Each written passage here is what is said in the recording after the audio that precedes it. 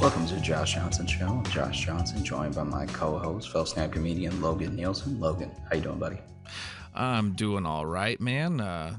For if you're listening, you think, man, Josh sounds like he's in a cave. It's actually a WeWork. It's not a cave. Yeah, I did not see this coming. I did not think that my week would go like this, but I am in a WeWork, Yeah. and that's where we're recording from. That's what we do. That's what we do to try to make it a weekly episode. We'll even just have to go, and I can just see people walking around behind you. Yeah, One day we will have to record in a cave. Me and that guy behind you in the hallway just made eye contact. Yep. Well, hey, man, do you want to open up the mailbag? I would love to. Let's do it. Ooh, which one do I want to go first? I got a whole collection here. Do you want to do you want to throw me a number, or do you want me to just pick one at random? Go with number 3. Number 3. Here we go. All right, this is the third one I have here. This one is just called "Realizing Aldi is Not Aldo," and this is from Claire. Hi, Josh and Logan. I'm so glad I found your pod after watching Josh's stand-up. I've been absolutely binging the show from episode 1. Anyway, it was only in the 10th episode or so when I realized that I was getting Aldi mixed up with Aldo, the shoe store. I didn't know there was a shoe store called Aldo. Did you know that? Yep. Okay. So because Josh mentioned something about groceries. So you kind of threw it for a loop then. Upon Googling it, I realized my mistake, but also I can't imagine Josh selling shoes. So anyway, hold on. Why do you think can't imagine you selling shoes? What do you think you're lacking to shoe salesman energy, I think. Yeah. I think if I tried to sell you a shoe, it wouldn't seem like I really had shoes in the back. Yeah, it sounds like you just want to see my feet. Yeah. I'm like, oh, you look like a size 10. I think you'd just be creeped out. Yeah. Just let me go pause on it. Let me feel around. So anyway, I had a question for y'all. Are there any basic things that you were confused about for a long time or mistook for something else? Like how Logan thought might as well was mind as well. Thanks for brightening my day during stressful times and always making me laugh way too hard in the streets. Signed, Claire. Thank you, Claire. God, do you want to go first? I don't know if I have any of them left to say. I feel like we've already revealed so many of the things we were wrong about. Did I already tell you about hummus? I don't think so. So this is embarrassingly recent that I found this out. Okay. I found this out when I was like 23 or 4. Okay. So I didn't know what hummus was because I didn't grow up eating hummus. We didn't have a lot of Mediterranean dishes in Louisiana to begin with. And then as a family, no one ever cooked like that or made that stuff or bought those pre-made meals. Right. So I didn't grow up with like baba ganoush or like any of these things. And so I came across hummus for the first time at a picnic when I was still pretty little, and I just didn't try any of it. But I saw all of the white people clamoring it wasn't like it was a brawl, but they went right for it, you know, and they kept talking about it. They were like, oh, the hummus was delightful. They were just going on and on about the hummus. And then, years later, it didn't come up for years. And then I was at another function and there was hummus. And by that point, I knew I didn't like white sauces. Like I didn't like mayo. I didn't like a lot of the, and I was very weird about creaminess. So I even started eating guac a little bit late because the texture, I didn't like it at first when I was little. And then it took me a while to fall in love with it, That kind of makes sense for what I know about your finicky food habits. Yeah. So then it's not until I start working at Trader Joe's that I am like, oh, no, it's right before Trader Joe's. So in college, I just finally asked someone because, I went to college with a lot of white people as well. And so they would just go on about hummus and how like hummus was their favorite snack, like hummus and chips or hummus and celery. And so I was like, what is hummus?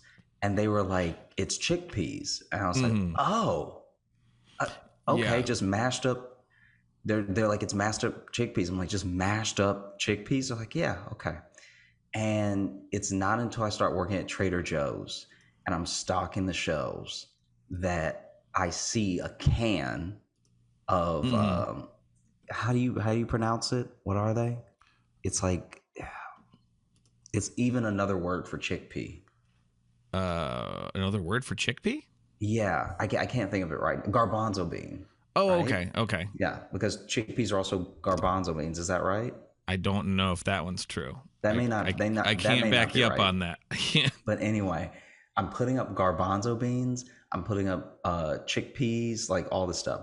And it's not until I hold the can of chickpeas and see the picture of the chickpeas as I'm stocking it that I'm like, oh, mashed up chickpeas. So I thought all this time, as long as I've asked what hummus was and thought I knew what hummus was, that hummus was battered, like beat to death, mushed up baby chickens.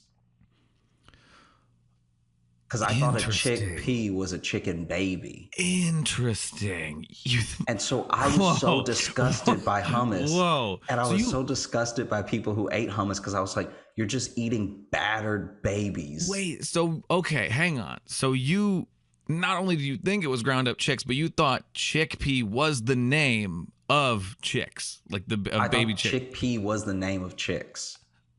So this was several things. This was a This is so many layers deep of wrong that's why the story was boring at first because I had to take you all the way back to like, okay, here's hummus, then here's chickpeas, yes. then here's beans, and then because then some hummuses aren't even chickpeas. They're like there's one that's like it's got a different name, but essentially a hummus with a different bean.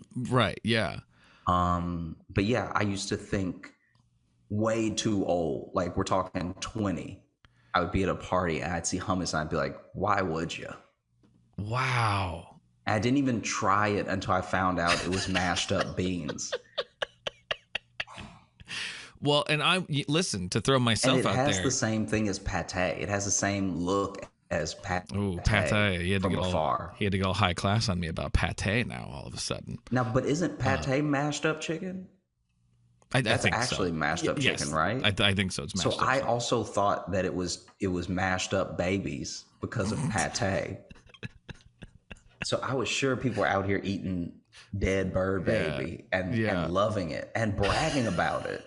And so I was like, man, people are gross. This is crazy. Yeah, it's like poultry caviar, kind of, if you think about it. That's exactly what I thought it was. I thought it was like chicken caviar, which I'm sure is a thing that people love that are rich. I think that's just scrambled eggs. No. I think that's what chicken caviar is. It's just scrambled eggs. No. I'm talking about some bougie.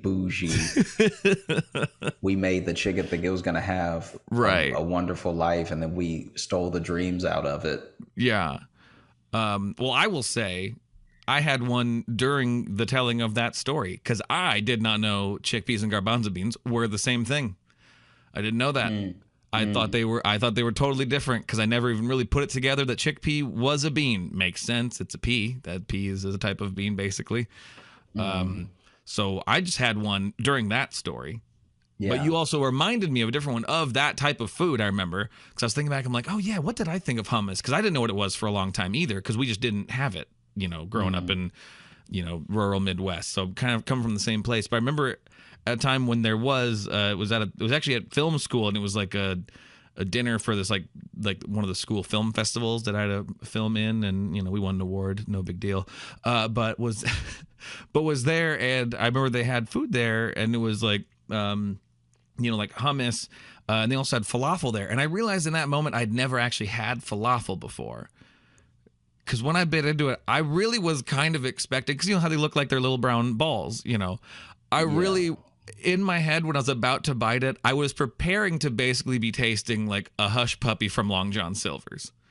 Yeah, it's just a Greek hush puppy. Yeah, but wildly different flavor combinations.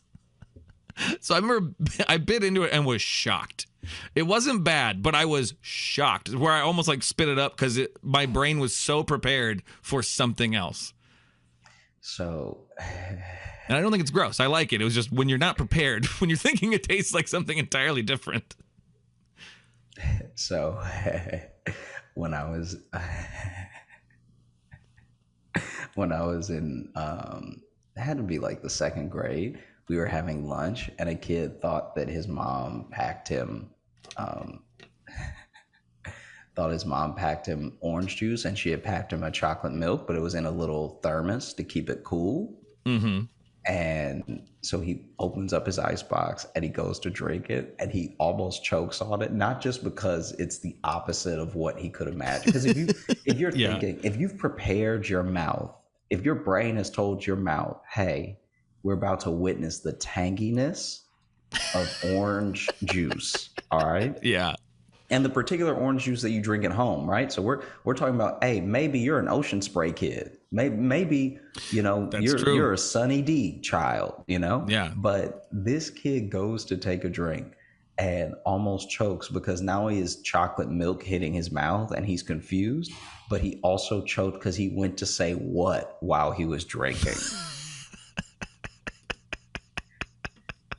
So he goes to take a sip. We're talking at the table, and then we just hear him say what, like he's at the bottom of a lake.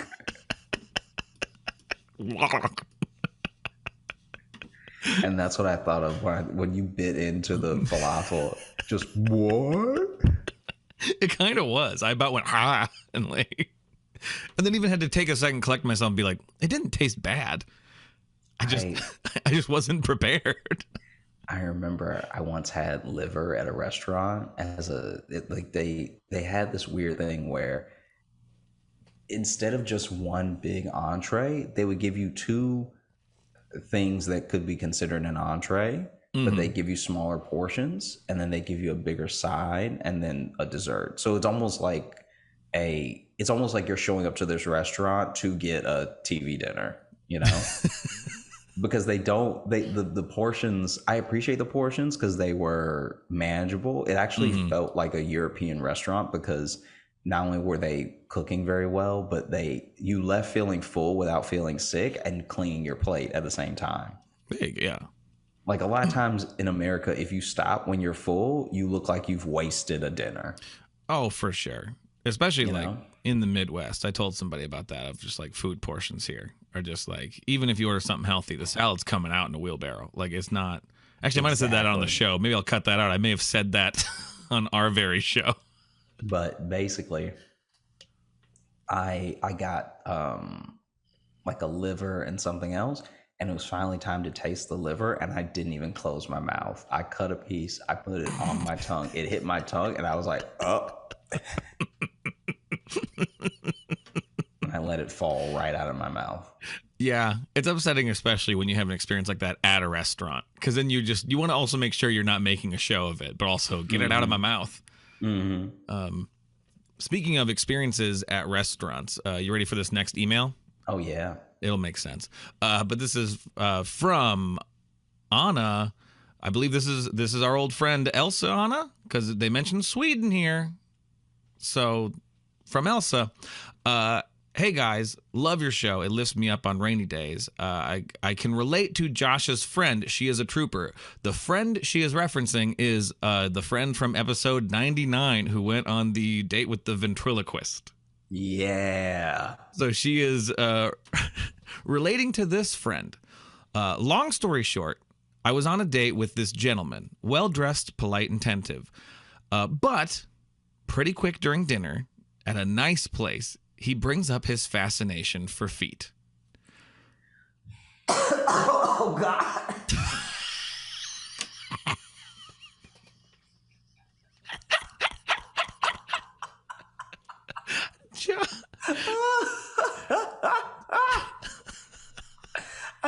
I was imagining so many other things besides feet. Feet was his kink. I wasn't shocked, but more surprised by the topic, and feet is not my kink. Well, he slides down from his stool, trying to be discreet, grabs...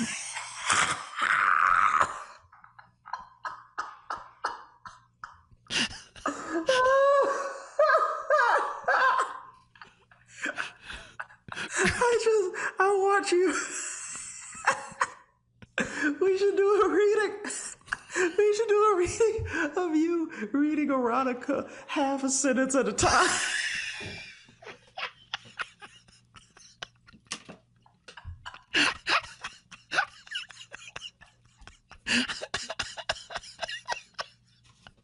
Yeah, get ready for that Patreon bonus.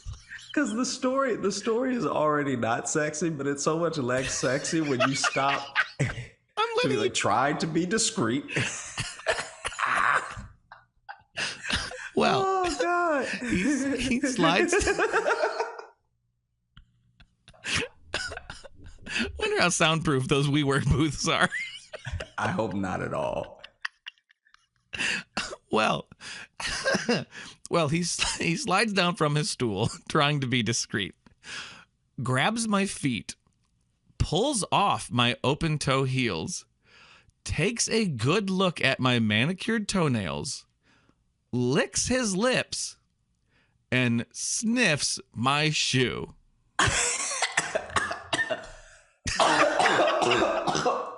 Jesus Christ. Wow.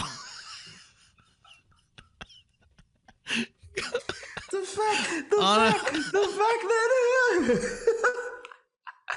fact that he was holding her foot, and then you could just see it like in a movie, it would be like he was about to go sniff her foot, and then just completely ignores her foot to sniff the shoe. Yes, yeah.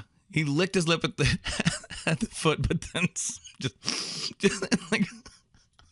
just puts it over his mouth like Dennis Hopper in Blue Velvet. You know?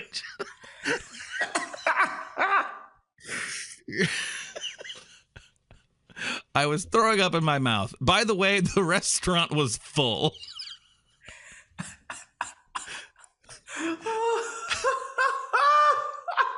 Take care.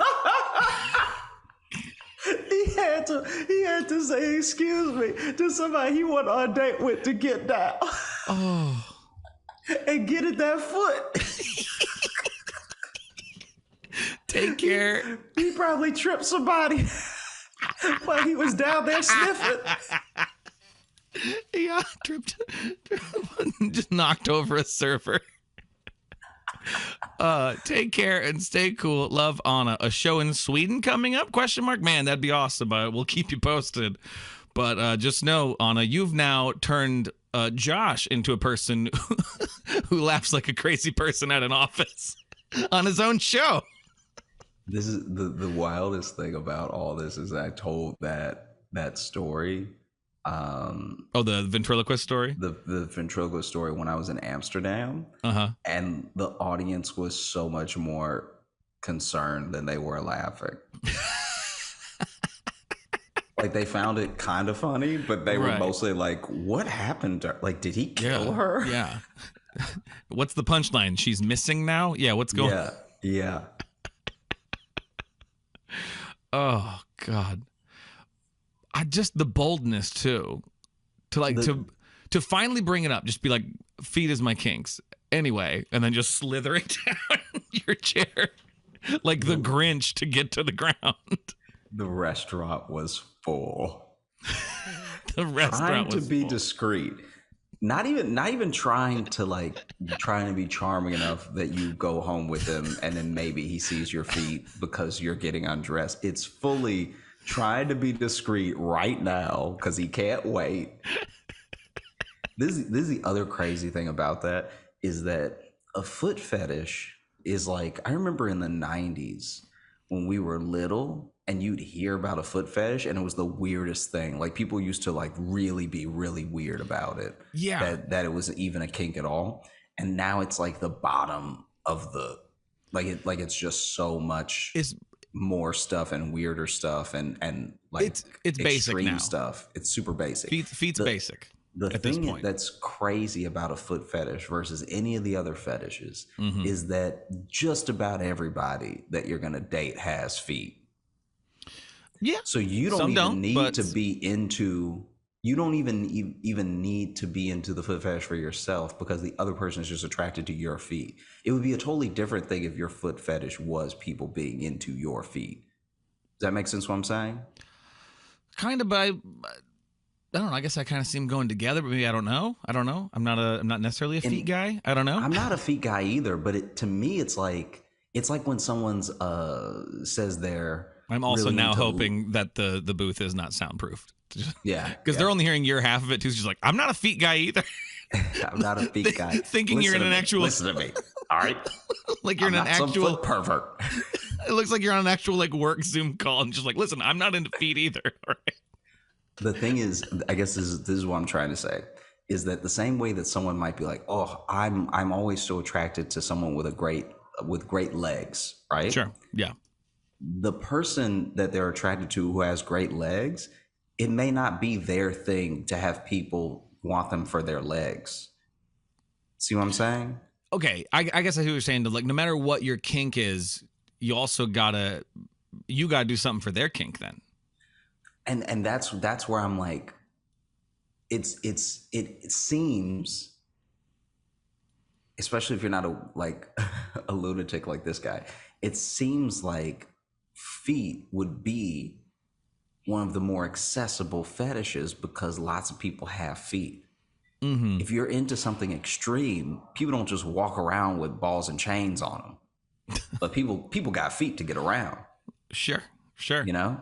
And I feel like that's why it's broken through so much so that Anna wasn't even that phased. She was more phased by the fact that he was like, I'm really into feet and I have to have yours right now.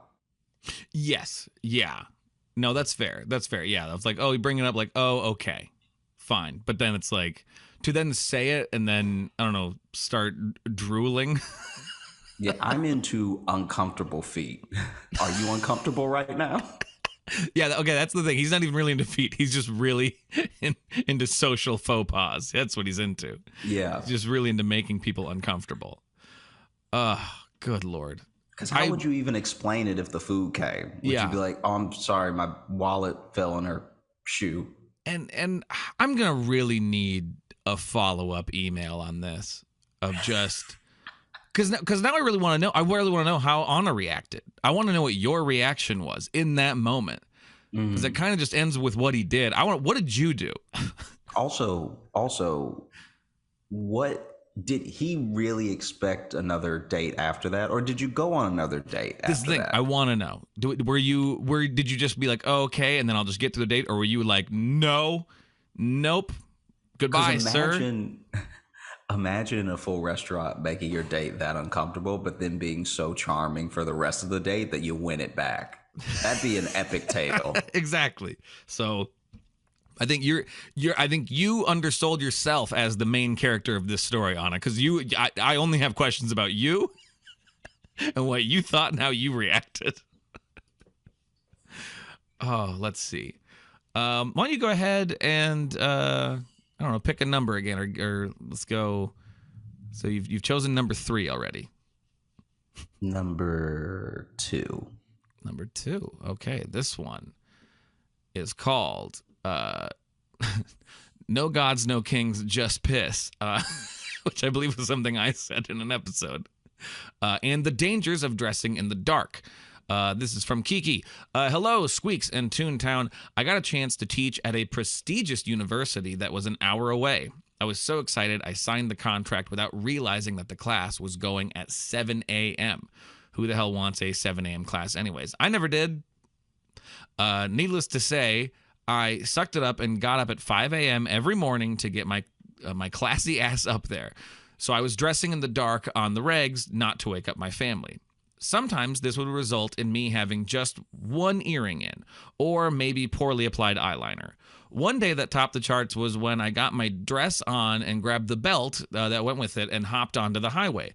As I was teaching class, I looked down and saw that, to my horror, instead of the blue belt that goes with the dress, I indeed had on a bright, sparkly green and fuzzy robe belt. It felt the same in the dark, but looked wild. I just leaned into it like I planned it, and like it was high fashion. Love, Kiki. P.S. Love me some Hold Up podcast because I get a double dose. I get it in my lungs. That's what it says. What I love about this belt situation is that from the story, tell me if I'm wrong, but from the story, it wasn't until class started that Kiki looked down. It sounds like class was happening. So it Yeah. means every student was also being like, "She wearing a rope belt? Yeah. What I would That looks really like a want to rope see, belt." what I would want to see happen is to teach the class and not realize that you have on a full robe with a real belt.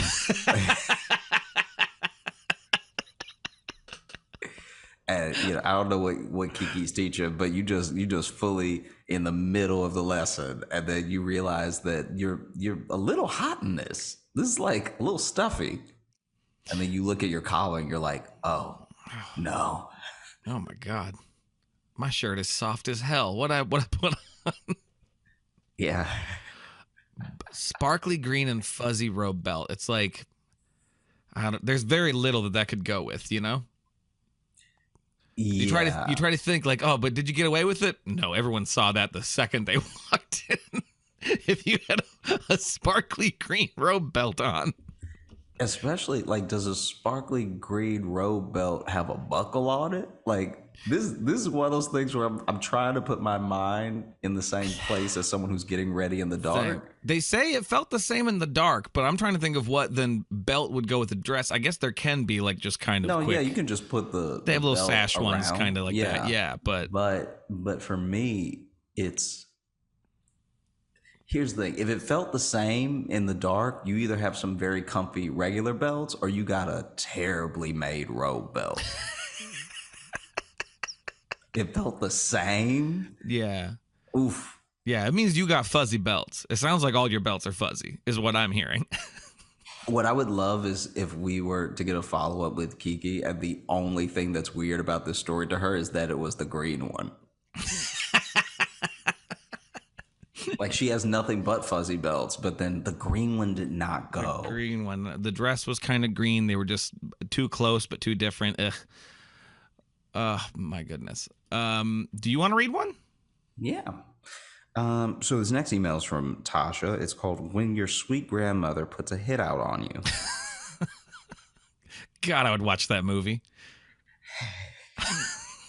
Just a grandma like, he owed me some money, so Yeah.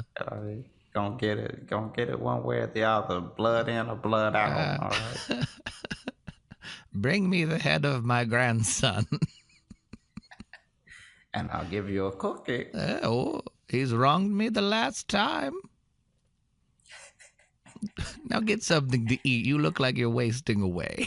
You're gonna beat Grand to the grave. She's cooking. She's over the oven, but behind her on the table is just a stack of cash. Yeah. This is for you if you murder my grandchild. I want Tyler out here taking dirt now. All right.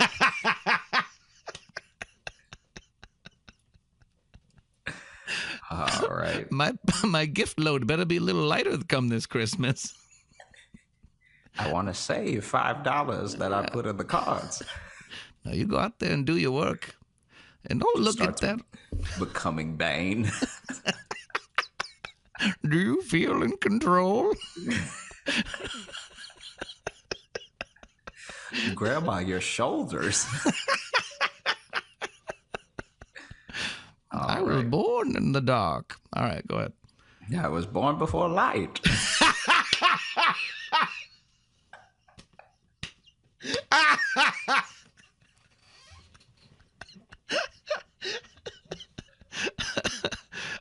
I still don't quite get it, and it scares me. Yeah. Oof. I don't like all this newfangled technology you kids got with just seeing everything all the time. Y'all just be seeing all the time.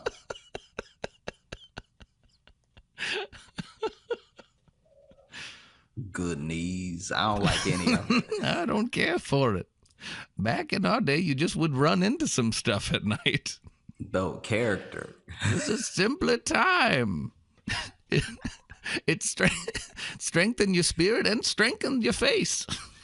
It would actually be hilarious to have like a someone that's so old that they were born before light, so there's actually no racism back then. Like, you just couldn't see anybody. Once lights got invested, everyone was like, ah. Yeah. Why is everyone so different? None of you look like the way I thought you would. I just assumed you looked like me. Back before lights, humans thought there was one face. And we all had it. Oh, God. Anyway. Anyway, hey, it's Tasha. I was thinking of all the beatings I've ever gotten as a child and how incredibly unjust they were. For example, my great grandmother told me not to pick up the kittens outside, but I was maybe 5 or 6, so of course I was going to. I chose a gray kitten to be mine. His name was Witchy, and I loved him. She saw me showing my affection to Witchy, and when I was in the house later, she got me with a surprise attack. She was wilded though and beat me with a switch, thin branch from a tree. Jesus. For people who don't know. Yeah. Beat me with a switch with thorns on it, which he got run over maybe 2 weeks later, and I love dogs now. Oh, God. I've gotten multiple projectiles from my mother, which include a high heel shoe, hanger, and my own backpack. She waited until I was a teenager to slap me with the speed and finesse you see from Donnie Yen in Ip Man. Jesus. But it was my grandmother who got me with a phone call. Before I went outside to ride bikes with my cousins, she told me not to ride past my uncle's house. I did, of course, and peeped my aunt on my uncle's patio frowning at me, looking like she was about to snitch. When my cousins and I got to the end of our journey, we turned our bikes around only to see my aunt with a thornless switch in her hand. Jesus. Standing in the middle of the road waiting for me to come by.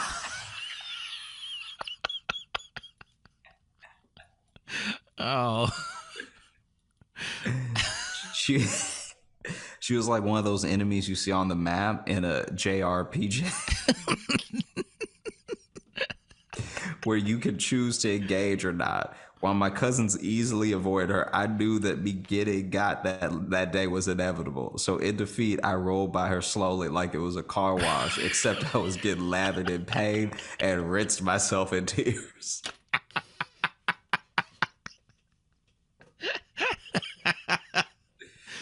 Anyway, I was wondering if either of you experienced such unnecessary familial violence in your childhood when maybe the punishment didn't fit the crime.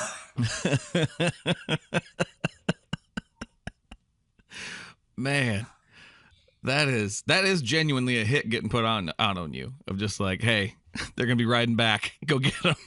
Yeah. Oh man.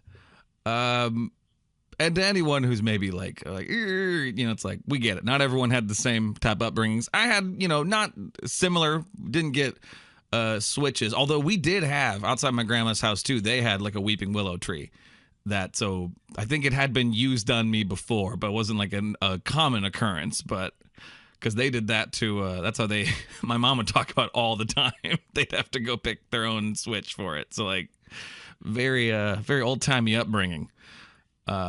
Also, picking your own switch is one of those things that's just psychological terror. It's just one of those things, like, because then you bring back a flimsy one, and they always go pick another one, and now they're more angry. Yeah, it's like, no matter how you feel about a spanking or whatever, I think everyone can agree of just being like, yeah, that's a bit much. That's to make them pick it is a bit much.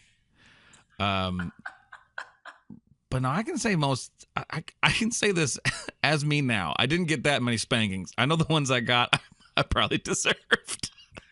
I can say that. The ones I got were kind of like, yeah.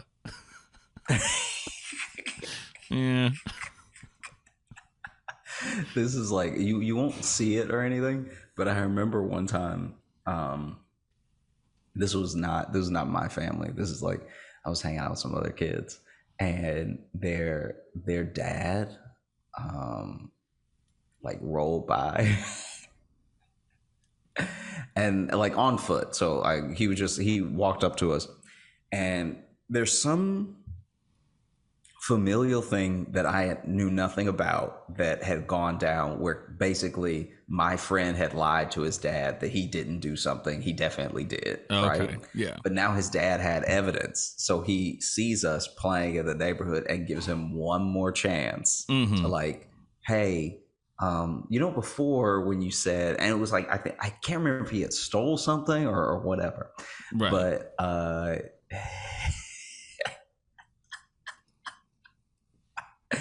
this is perfect. Okay, so he had asked him. I think he stole something with his cousin, and so they're both standing there. The dad's like, "Hey, remember when I asked you about this thing? And you said you didn't know anything about it. Well, this person says I saw you there, and blah blah blah."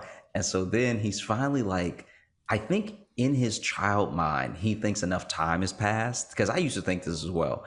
When enough time has passed after a bad thing has happened, in your mind, you're like, they can't be that mad because it didn't just happen. This is very old. Yeah. So I don't know how old it was, but it was old enough for him to finally just be honest, or maybe he just knew that too much evidence was mounted against him now, Yeah.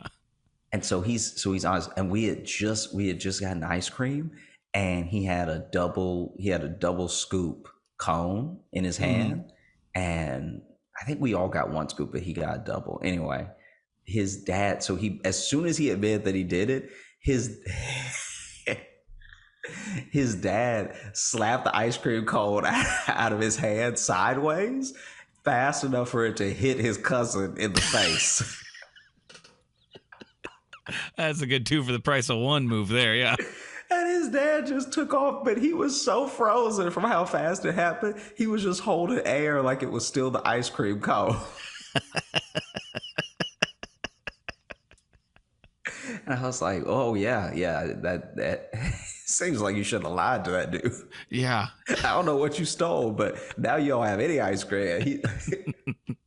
And his dad just left, his dad left after that. He is now taken from you. Yeah, now he's kind of just like, oh man, how does yours taste? I was like, tastes like mine. I don't know what to tell you. Oh man. This next one here, this is from Natalie, and it is called Hi Again. Hi again, Josh and Logan. I'm Natalie. I wrote in last year to say hi and ask some silly questions. I'm the one from the Mary John Blythe episode whose question made you start talking about Power Rangers, which I think we've done more than once, but because we're men in our 30s. I wanted to write again because something happened fairly recently that I thought you would find funny. I'm genderqueer, and recently I briefly considered changing my name. I was seriously considering calling myself Neo after the character from The Matrix because it's one of my favorite movies and has also been confirmed by the directors as a trans allegory. The funny part is, when I told my dad what I was thinking about, his main objection was that Neo is super badass, and by most standards, I'm definitely not.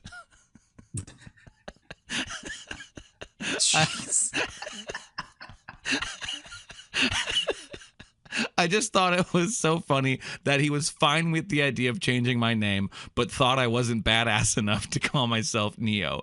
It stung, but in a way that still makes me laugh months later, so I thought I wanted to hear your take. I love the show. Thank you for doing what you do, Natalie. I love that story. I love that story. It would be so funny if the dad was like, listen, you're Neo is a bit much. Yeah. Let's go for you like the movie Cars, right? Like just like some completely different franchise. Just something where you're like, wait, what? Yeah. I mean, what about Nemo? You still get the Neo, yeah, but like it's in there kind of. And it's a little bit more heartwarming. You're not like a badass person. Yeah. You're more of a heartwarming individual. So let's go ahead and get you Nemo in there. Yeah. And look, just Neo alone, you're not getting through an airport. Look at what they did security in the first movie. Okay, you're gonna be on a list immediately. You're gonna have a lot of security guards who have a grudge against Neo. TSA ain't gonna let you through. They're God, petty. that would be so good if that was true. Like any security guard anywhere saw that movie's like, he killed so many people just doing their jobs. Yeah. Yeah. Because he brought guns to a place where he wasn't supposed to bring guns. Brought all the guns. All the guns. He brought a bag of guns and bombs and everything. He was dressed in guns. His clothes was guns. His clothes was guns. His pants was guns. Underwear was guns. That's dangerous. But I that story is like weirdly one of the more heartwarming stories I've heard in a while. Because it means like it means your dad really does accept you, but fully, to the point where he's like, listen, I know my kid's no badass. Well, look, I accept you and I see you.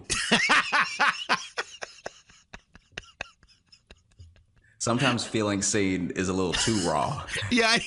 Yeah. You know? Real quick. Yo. It's I know we're almost done, but it's my granddad's birthday and my mom is calling me. I'm just gonna step out real quick. Oh, go for it. I'll be right back. Cool. I can say confidently that WeWorks don't look pleasant. This is a weird interlude while he's gone. Maybe I'll cut this, but just I've never seen the inside of them. I've never been to one. Yeah, what a strange. And now like people are walking by and can just see me looking out. I'm gonna turn my camera off. I think I'm just gonna do that for a second.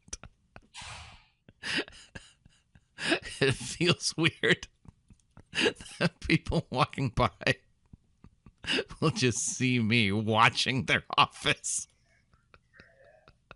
So,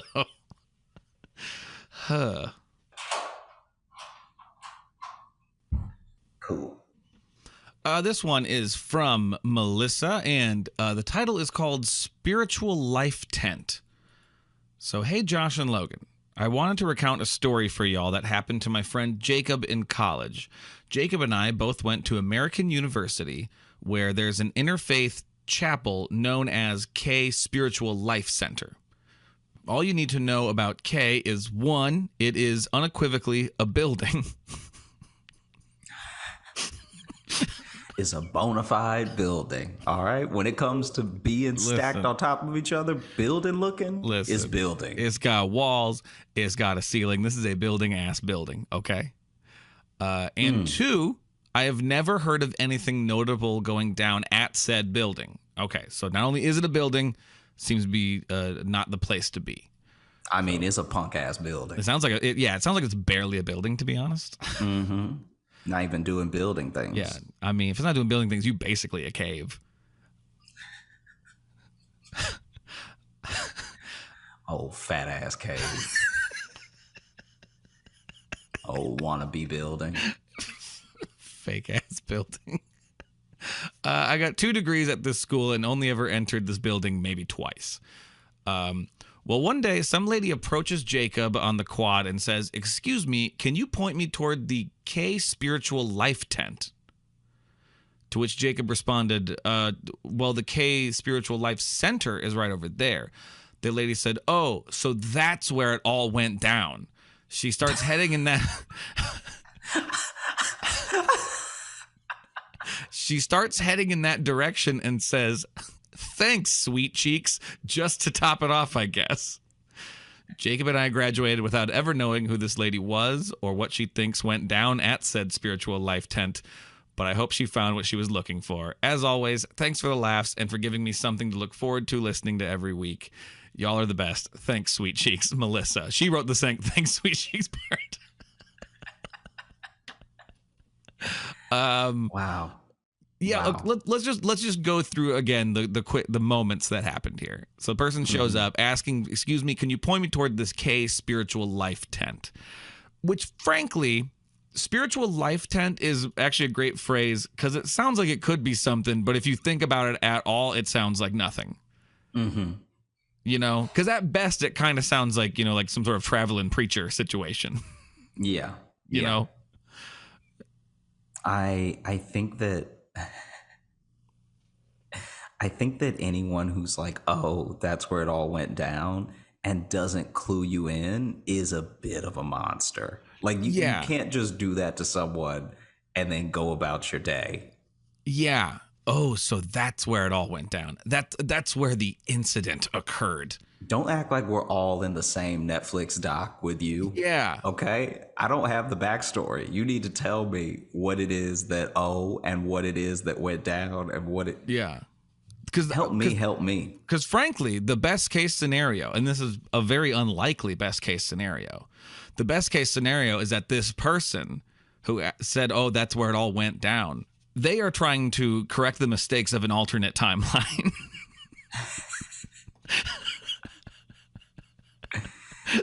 They're trying to solve some sort of multidimensional mystery, and that's your best case scenario. Yeah. Yeah, I could see that. And then, thanks, Sweet Cheeks, frankly dismissive. Whether you're a multidimensional time traveler or not, pretty smug. You never catch Doctor Who saying thanks, Sweet Cheeks. You know who would say that, though? If Captain America was real. You know, because he's from another time. Grandpa, you can't say that. Well. Here you go. You're welcome, Toots. And then he runs off. Oh, man. Yeah. When you think about like Captain I don't like that America, Tony Stark and his beatnik facial hair. Yeah, like when you think of Captain America, he should be saying way wilder stuff.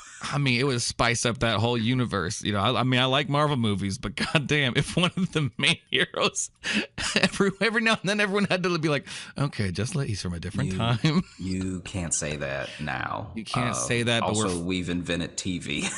But we are also fighting an alien gods. I don't have time to tell you this right now, Cap. Yeah. Cap just walking back into headquarters like, I can't go back to Wakanda. Said some stuff and everybody got mad at me. I like you, Sam Wilson. You're one of the good ones. Yeah.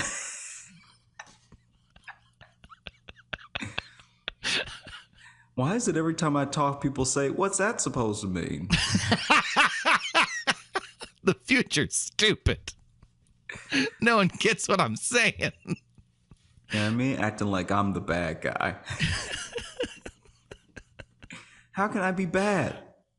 Listen, I'm Captain America. America's never done anything bad. Never done anything bad. Listen, I was ready to punch Hitler and then boom, I'm here. So like, I'm not a bad guy. I literally punched Hitler in the face. I punched think that Hitler. gives me a couple passes. Are you kidding me? You can't say anything anymore. We were all equally mad at Thanos. Everyone just kept being mad at me for making it about it being purple. Like everyone. But like they wanted to kill him too. It would be a very specific argument to be like, Thanos kills half your family, and you're like, see these purple mother. Ooh, whoa! Wait, we need to not. Come on, guys. He killed half the universe. I think you get a no. We're meeting so many aliens now, so like it's hard to know. Let's just and not all the purple aliens are the same as they're Thanos. not. You just so let's. You don't really. Well, you know, Vision we made in that pod there. He's not going to heaven. Okay, all right.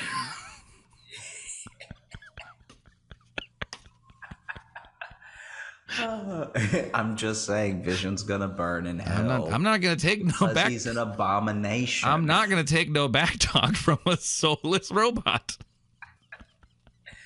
You think you can just lift the hammer and all of a sudden you're important? Okay, you're nothing.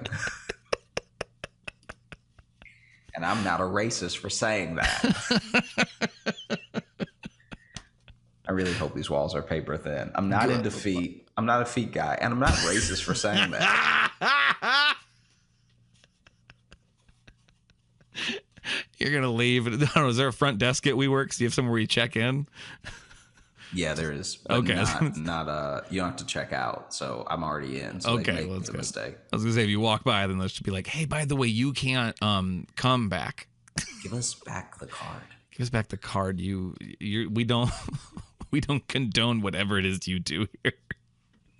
I don't know what kind of perverted racism you were engaged in. I don't know, sort of whatever racist kink podcast you're doing in there. I really don't like it. I don't like it, and we don't want you to record it here. And the eighth of it that we heard was disgusting. Yeah. So what was that last one you wanted? I'll go one more. This is another one. This is from our buddy D, and this one's titled "Early Hunnids." He's got some notes on not notes, but questions or follow-ups on some of our episodes after episode 100. So, dear Logan and Josh too, I guess. Wow, D really creating a ranking there. I had some thoughts about the last few episodes. I'm going to try to and go through them rapid fire. Episode 100, Logan, quote, "Nice thick gravy is a better nickname than Squeaks." I'd shorten it to just gravy or maybe grave to sound more street. Yeah, I don't, is gravy better though? I don't know. Logan, I mean, I guess you hated Squeaks so much, every word is better than Squeaks. That's true. I didn't like Squeaks very much. It's grown on me a little bit, but although now that I say, when you put all three of them together, Logan, Gravy, Nielsen, I do like that quite a bit actually. But only just gravy by itself, not really. But Logan, Gravy, Nielsen, I'm kind of into. So, dear Toontowns and Logan, Gravy, Nielsen. Josh is just shaking his head. Episode 102. Your soda store idea reminded me of the frozen yogurt shops where you load up your own bowl with as much yogurt and toppings as you can handle and then pay by the weight. I think Lil Joshy's soda fountain sounds like yet another cash cow just waiting to be milked. We do have like a lot of franchises we're ready to start with this show, whether it's restaurants or summer camps, whatever it is. A lot of useful IP. A lot of untapped potential here. Hit me up when you're looking for investors. I want a cherry root beer flavored named after me. Okay, done. That's what we'll give to our angel investors there. Episode 103, Scare B&B, was a fire pun, and I think Josh only acts like he dislikes Logan's puns. Deep down, he knows how happy it makes Logan to see him annoyed, and he's being a good friend. That's real love, my guy. Yeah, I like that interpretation, that Josh, he gives a bad reaction because he loves me too much. Well, that's not what it is, so. See, but that's exactly what you'd say in the character because you're just trying to make me feel good. I like this. We'll go with this, and Josh seems to like it too. It seems to be what his intention is, and we found it out, right, Josh? You just love me so much that you. It's not really that at all. You like the puns, and you like me more. No, but you should probably not say that. Okay, that is real love. Also, during Josh's story about hanging out with the old lady and going to CVS, I kept waiting for her to tell Josh, "Ain't nobody been to the moon. That's a scam."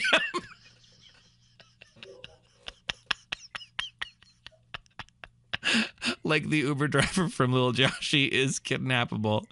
That's it. Hope you're good. G's 90% recovered from his injury for the motorcycle accident.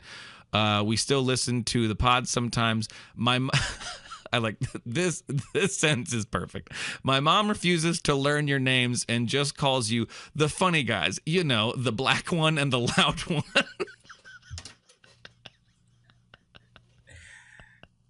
That's amazing. Wow. Peace, D. Thank you for that, D.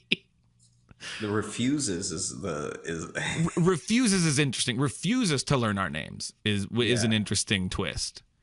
Knowing that by now you probably should know them, and then refusing is a real boss move.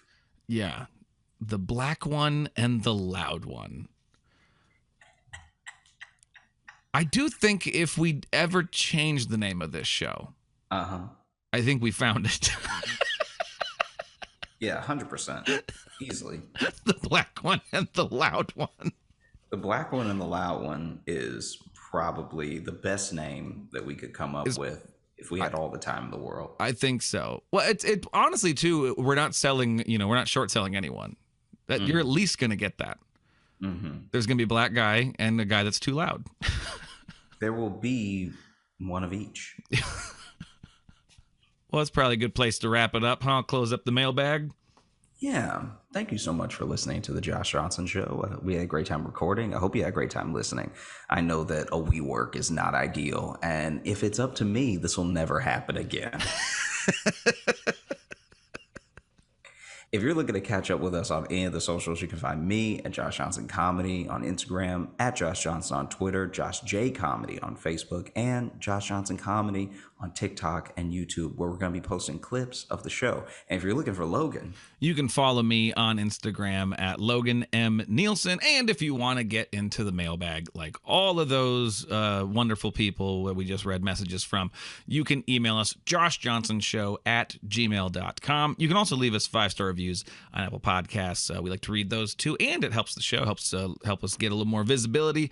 And I don't know if you feel like you've listened to the show a bunch and I just want some more. Why don't these guys have more content? Well, we do. It's over on Patreon, patreon.com/Josh Johnson Show. We have other podcasts there and video stuff. And we post videos of the live virtual shows that we're doing, which we'll probably be having one coming up soon.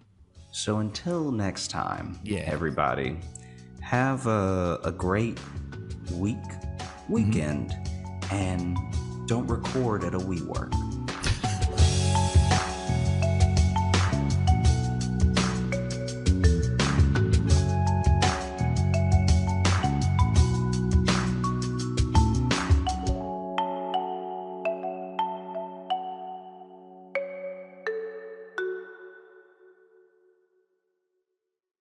Hello everybody, it's me and Josh Johnson, and me is Dulce Sloan.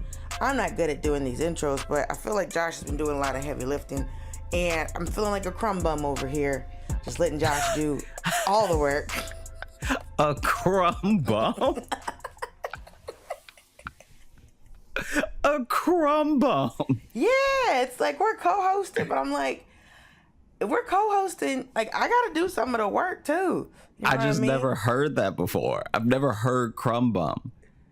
Oh yeah, crumb bum. I think I heard crumb bum is almost like a yum yum, where it's like somebody, like you ever know somebody that's just always like, they have the means, but they're always like just asking you for food.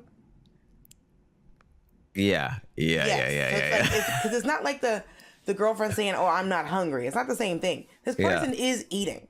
Yeah. They're eating well. Right.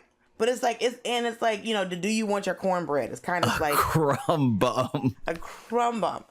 We're so excited to bring this episode to you, the public, because it's one of contention. It's probably gonna be the one that gets listeners the most fired up out of the ones that we've talked about. Because other than ketchup being tomato soup. Hey, let the past be the past. Have you looked at the YouTube comments? I will never look at those YouTube comments. Yeah, I'm gonna tell you what. That's one of the first things you learn as a comic is never look at the YouTube comments. If you're someone who's on TV, never look at the YouTube comments. And I can tell you, the ones that I've looked at, I don't know if there's a filter that goes through, because usually if you're a woman that looks like me on the internet, someone's calling you fat. Someone's taking the time from their American Heathen Day to type into Al Gore's internet that I have more than one chin. And one, they're not doing that unless someone from our team is just going through and being like, nope. Or YouTube finally cares about people, but I don't think that's happening. And wow, people are not feeling, because somebody was like, yo, Josh, I get it. You were trying to win, bro, but tomato soup being ketchup, I think you've gone too far, baby. I think you've really affected hearts and minds, Joshua. I mean, all right, never mind. All the other episodes, it's like we're kind of deep now. Like there's so many other episodes where I make salient points, and then this is the one that really sticks with people. People have mentioned that. They're like, man, Josh has made so many other great points. What happened? Okay. Yeah, it was interesting because they're like, yo, dude, I know you were trying to win, but you went too far. You went too far to the other direction. You went too far to the left, bro. Left, right, up, down. You did too much. And so I mean, this is the one that I will really affect people. Well, I think it's interesting because the topic for today is chocolate versus vanilla. Mm-hmm. And first of all, I just want to take a second. If you were watching this on YouTube, stop the video after I ask this question. Who do you think is going to go for what? Do you think Josh is going to pick vanilla? Or do you think I'm going to pick vanilla? Do you think Josh is gonna pick chocolate, or I'm gonna pick chocolate? Who do you think is gonna pick what? I'm gonna give you a second.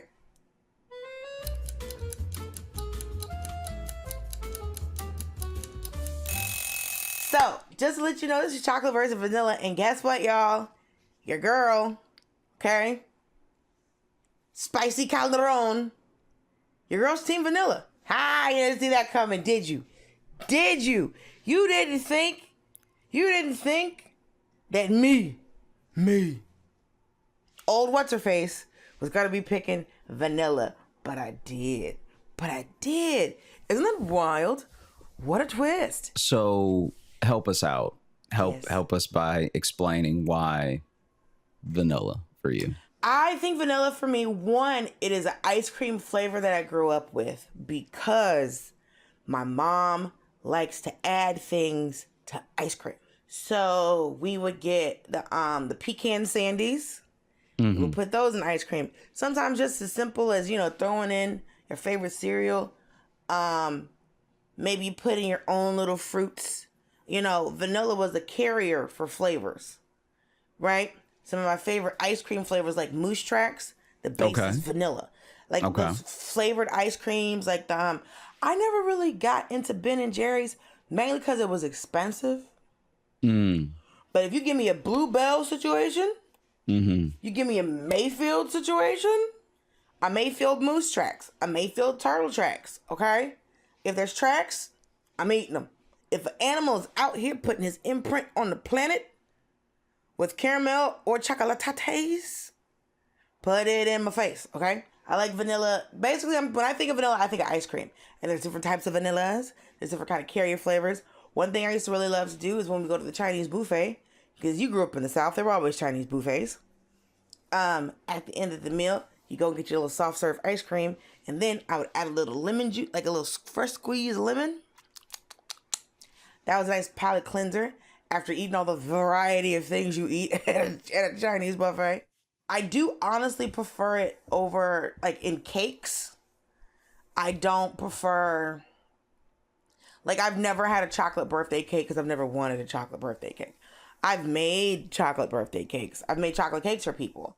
I guess this is my thing. This is where I feel like you are so misguided. Wow! What the hell? Good night! This is where... So, I look at vanilla as one. Right? As like if we are talking flavors, vanilla is the number one as far as units of flavor and taste. Okay? It's where you start. It's a good place to you're start. You're telling me a scale from 1 to 10. From 1 to 10. And I'll even say this.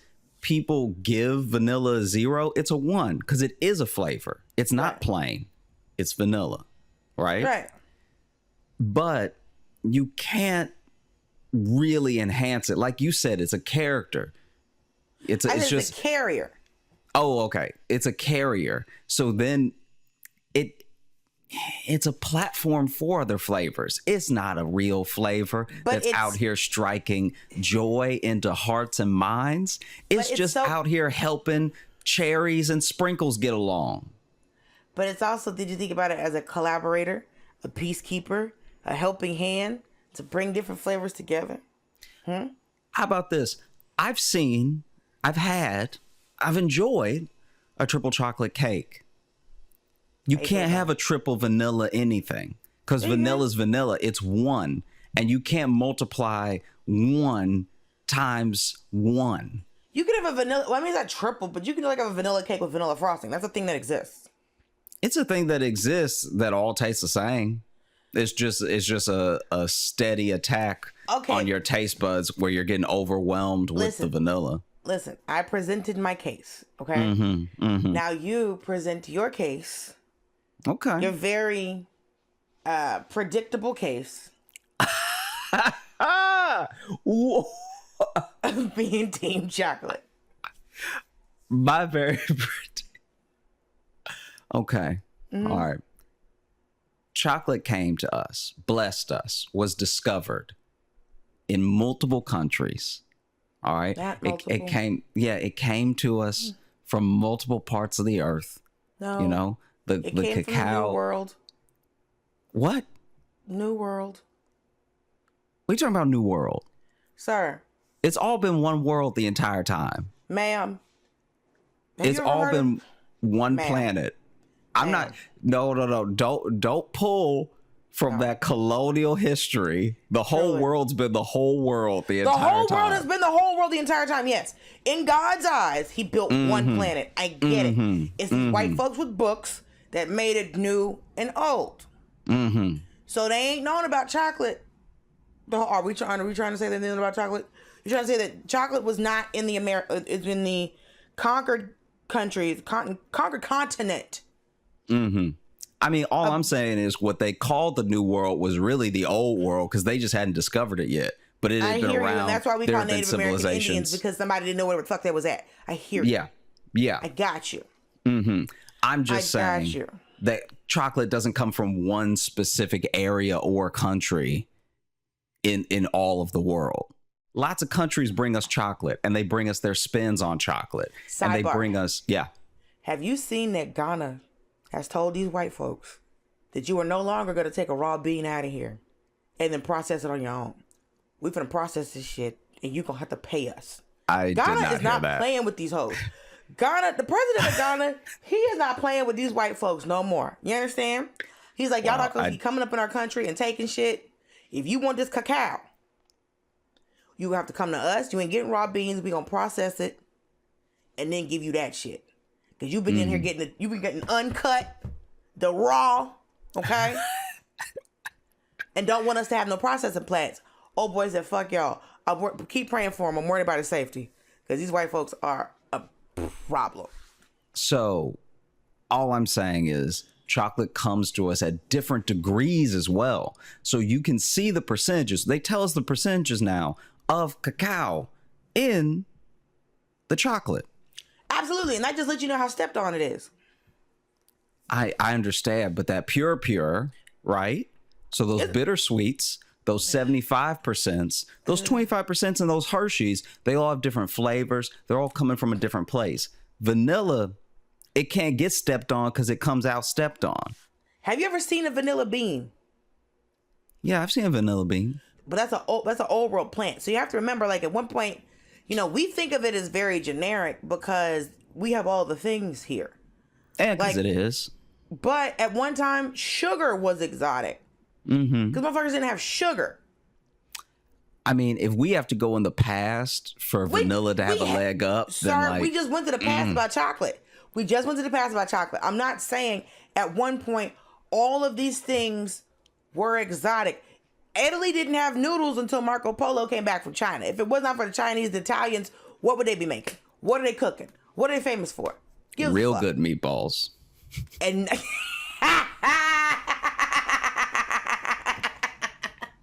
like, as far as meatballs, fire. Sidebar, check this out. Tomatoes, New World plant.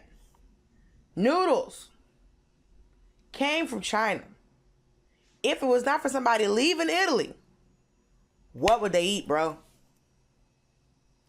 Real good meatballs. All olive oil, everything. So yeah, I'm just saying, fire meatballs. Fire this bread though. So I'm just throwing it out there. Yeah, I'm just throwing it out there that there are different degrees or different levels of chocolate. If we're just even going to keep it to bars, right? These bars, a vanilla bar is fine. Why are you saying that so hard? And a chocolate bar, that's how we want them. That's how we take them. That's how we love them.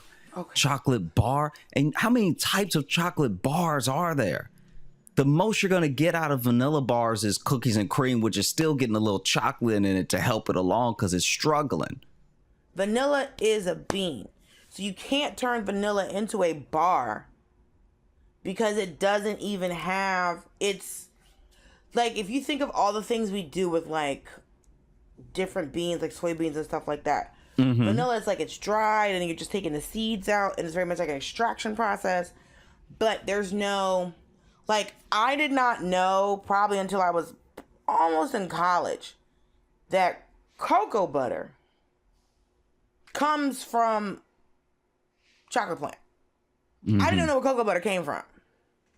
Okay. So Like, have you ever had like white chocolate? Mm-hmm. White chocolate is basically a stick of cocoa butter, from what I've heard. I mean, that I don't know enough to correct you, but the fact that you don't get any dark vanilla, but you can get white chocolate, just another way that chocolate is being more versatile in these streets. It's just another way that chocolate is coming at you in different colors and different flavors. I just think chocolate can go places vanilla can't. That's an apple and orange situation. We're talking about flavors, right? Mm-hmm. I think for me, I don't like white chocolate. I like milk chocolate, but I have found out that by going over, going to Canada, going to Europe, going to Mexico, the rest of the world hates our chocolate. Apparently, it's disgusting. No, we're not doing well. I did not know that our chocolate was trash. I did not know. I've known for a long time that. I can say that I've never been a huge fan of our chocolate, like a Hershey bar. No, I don't want that. I don't want to eat a whole bar. First of all, a bar of chocolate always seemed like way too much. But that's why they have the little divots for you to break it off, for you to have as much as you want to have while you're having it. Because they know the whole thing is just ridiculous. The whole thing is too much. Yeah. Right. The whole thing. Like, you break it per serving size. So even a Hershey bar, break 4 of those little things. Have that. Save that. 2 is my max, and then eventually I'll wrap it up and set it somewhere and go, either it's in the fridge for the rest of my life, or it's not.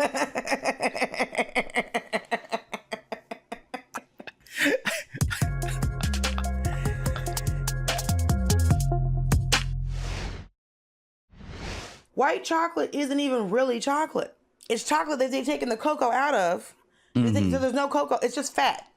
Mm-hmm. And then they've injected chocolate flavor into it. I see. That. No. I see the point that you're trying to make. But what I still see is vanilla struggling so hard that chocolate had to do a plasma donation. Wow. Or maybe. on behalf of the white colored candies. Or maybe vanilla doesn't have to go with Sammy Sosa. Okay. Doesn't have to be the last generation of Michael Jackson to be out here doing his job. Okay. I don't want to bring Michael into this. Sammy Sosa, we all know, looks like a thumb. Doesn't make any sense. Don't act like I'm making you do these things. I didn't want to have to. Like, you're pulling out all the stops now. Vanilla knows who vanilla is, and vanilla's like, listen, I'm flavoring things, okay? I'm giving you, because look at this, the nature of the flavors, okay? Chocolate is heavy, okay? It's gonna sit on the tongue, but there's a fat content, there's oils behind it. There's a lot of things that chocolate is doing because there are different aspects to it, right? Like, but vanilla, on the other hand, hey baby, I'm a bean and you put me in shit, okay? Mm-hmm. I'm doing cakes, I'm doing creams, all right? I'm giving you, it's a whole different campaign. There's way less processing when you're dealing with vanilla. No, there's no vanilla bars, because if you try to make a vanilla bar, it'd be like a white chocolate situation where you need some type of base and then you're injecting flavor. But that's not how vanilla works. Vanilla is giving you a lightness, okay? Chocolate came in to be heavy. Chocolate came in to step on your feet and be like, hey, what's going on? What you doing? About to fuck up your teeth, okay? No kids going to the dentist or the dentist, okay? Ain't nobody sitting up getting caught with vanilla all on their face. It's not happening. Vanilla has better press because vanilla's a more refined situation. Vanilla's not out here in your whole Halloween. That's what Vanilla's doing. Vanilla's a classy bitch. All right, Vanilla's sitting down and like, hey, yeah, Vanilla can't be in everything. Okay, you got triple chocolate cakes. You got chocolate on chocolate on chocolate on chocolate. Vanilla comes in, boom. That's the flavor. There's vanilla, and then there's a little vanilla bean. Chocolate, on the other hand, is letting you know it is stepped on like a motherfucker. Chocolate is letting you know, hey, I can be bitter, I can be sweet, I can be stepped on. All it is stepped on, okay? We know American chocolate. Okay, sidebar. Also, we have to mention this one thing. Have you ever had a chocolate orange? Yeah. What do you think about it? Thought it was fine. I think that's a flavor you have to grow up with. No, I can see that because the people who love it have always been eating it. That's very fair. And they're not American at all. They also love to crack it to like open it. It's like an event. Like that's how you can tell that they grew up with it because they love to press down, which opens up all the slices and then they eat it. I mean, as things go. But I was annoyed, when you bite into it that it's hollow. Yeah. Because there's nothing. I'm like, I thought there was going to be an orange cream situation. I thought this might have been a Cadbury situation. I thought they were going to give me more, right? Okay. They said orange, a chocolate orange. I thought that it was going to be more than just the shape of a fucking orange. But it's kind of cool that it's in slices. You can distribute it to your friends or to your children, right? It's cool. It's whatever. I'm just saying, I've had a whole type of chocolate. Listen, what you're not going to do, because I know what you're closing. I've met you. I know what you're closing argument. No. What I'm not going to do, just for the record, this is unedited. I was being quiet. I was listening. And then out of nowhere, I get what you're not going to do. I know the wheels, nigga. I know the wheels. And the wheels on this bus were eventually going to get us to the chocolate room at Harrods. That's where these wheels were going to go. Because I wasn't even thinking about it. What? That you don't know how to do this right? No. I wasn't even thinking about it. And I'll tell you why. Because I was going to let you punch yourself out. Because in my mind, yes, there are some situations where we're talking apples to oranges. But it's apples to oranges because chocolate can go so many places that vanilla can't. All right. You talking about not all up in people's Halloween. Let's talk about the fact that really a lot of people don't even want vanilla like that. So vanilla can call itself classy. It can call itself sophisticated. It can call itself particular and choosy. But nobody is choosing vanilla. When was the last time you saw a vanilla fountain at a party? Help me. You can't, because vanilla doesn't come. Because vanilla doesn't come in a liquid form like that, okay? That's not happening. Sounds like it's not versatile. It's not versatile. It's not the best you've heard in a while. What I'm saying is that... Thank you for getting that reference. That Mercy Child, don't just shake its record with style.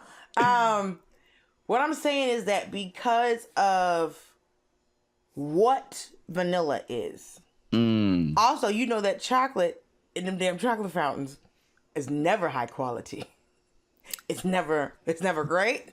It's never good. Come on. Don't be using chocolate fountains, nigga. They got nacho cheese fountains too. Okay.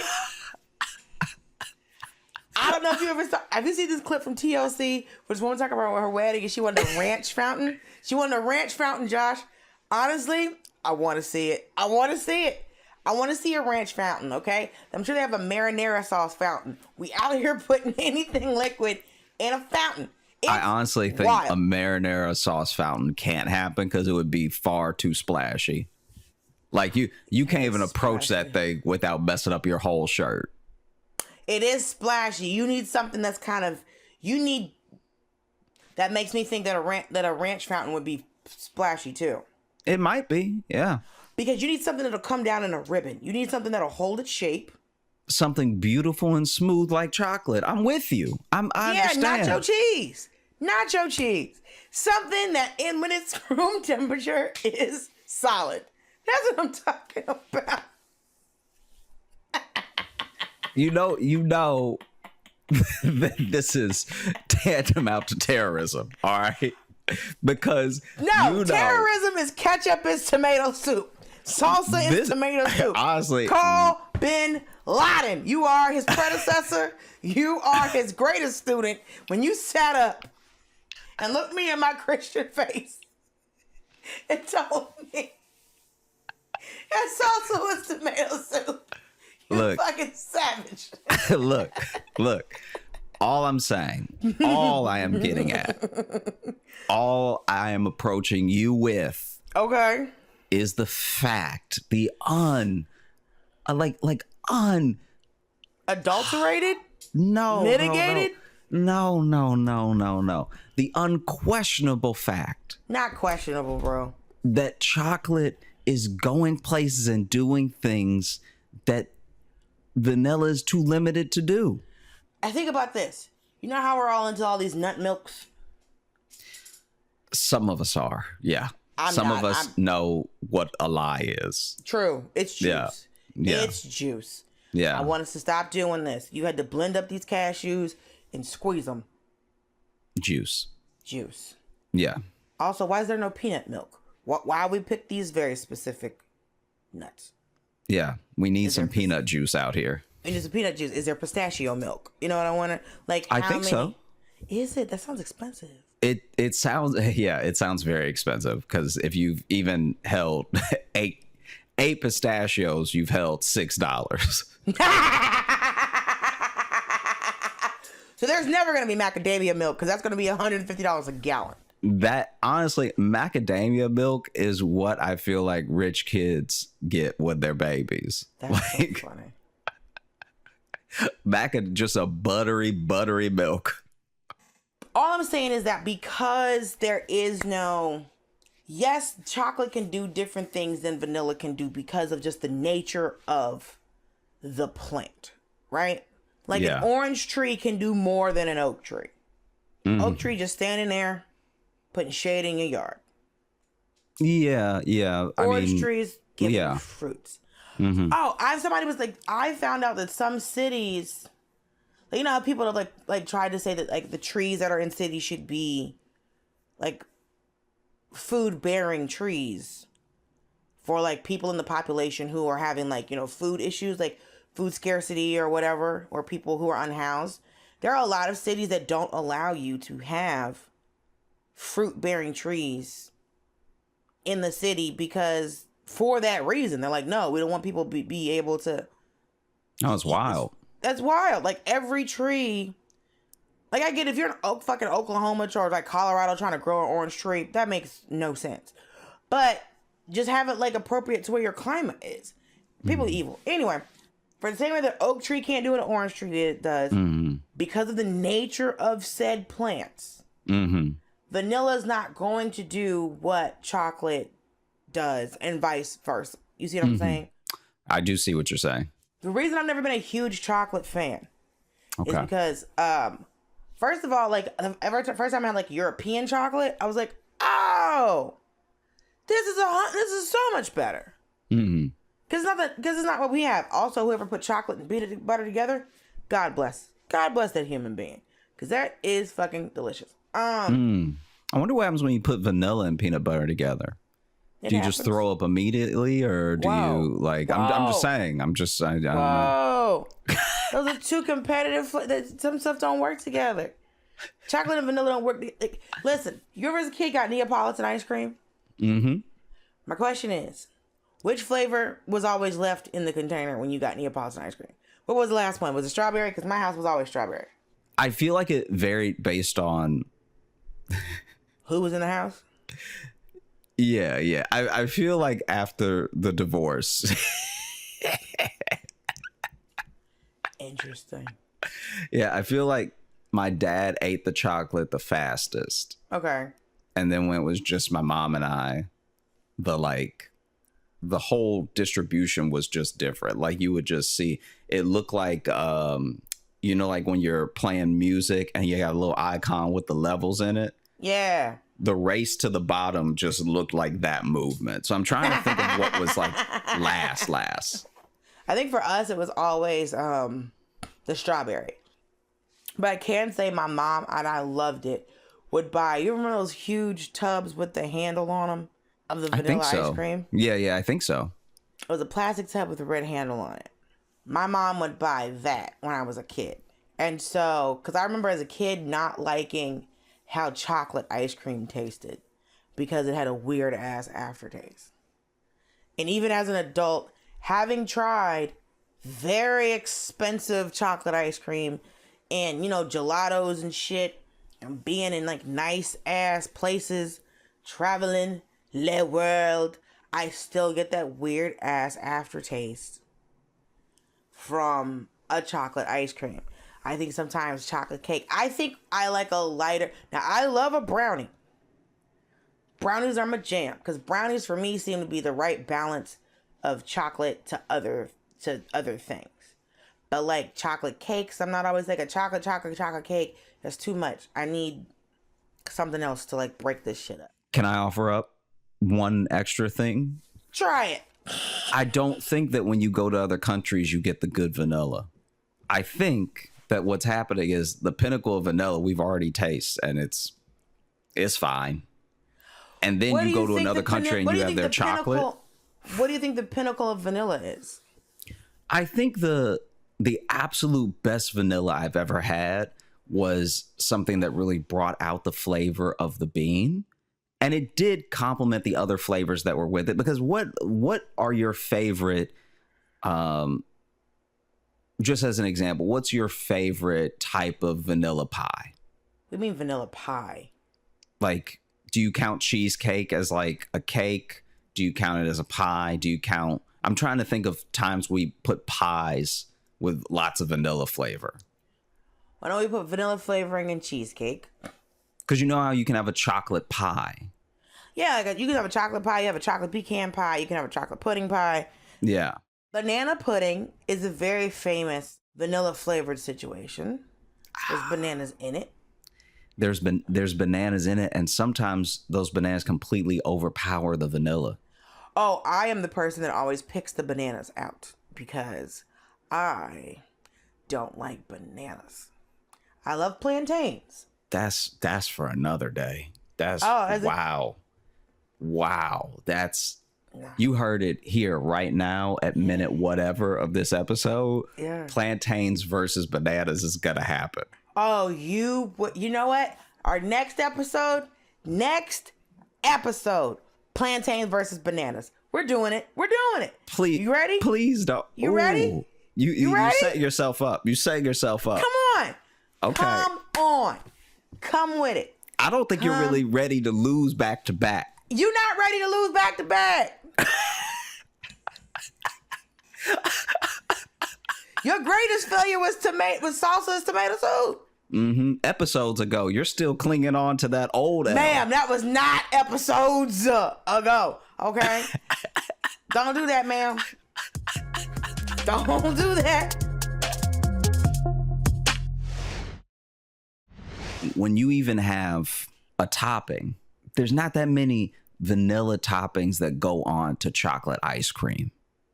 But there's lots of chocolate toppings that pop all over that vanilla scoop.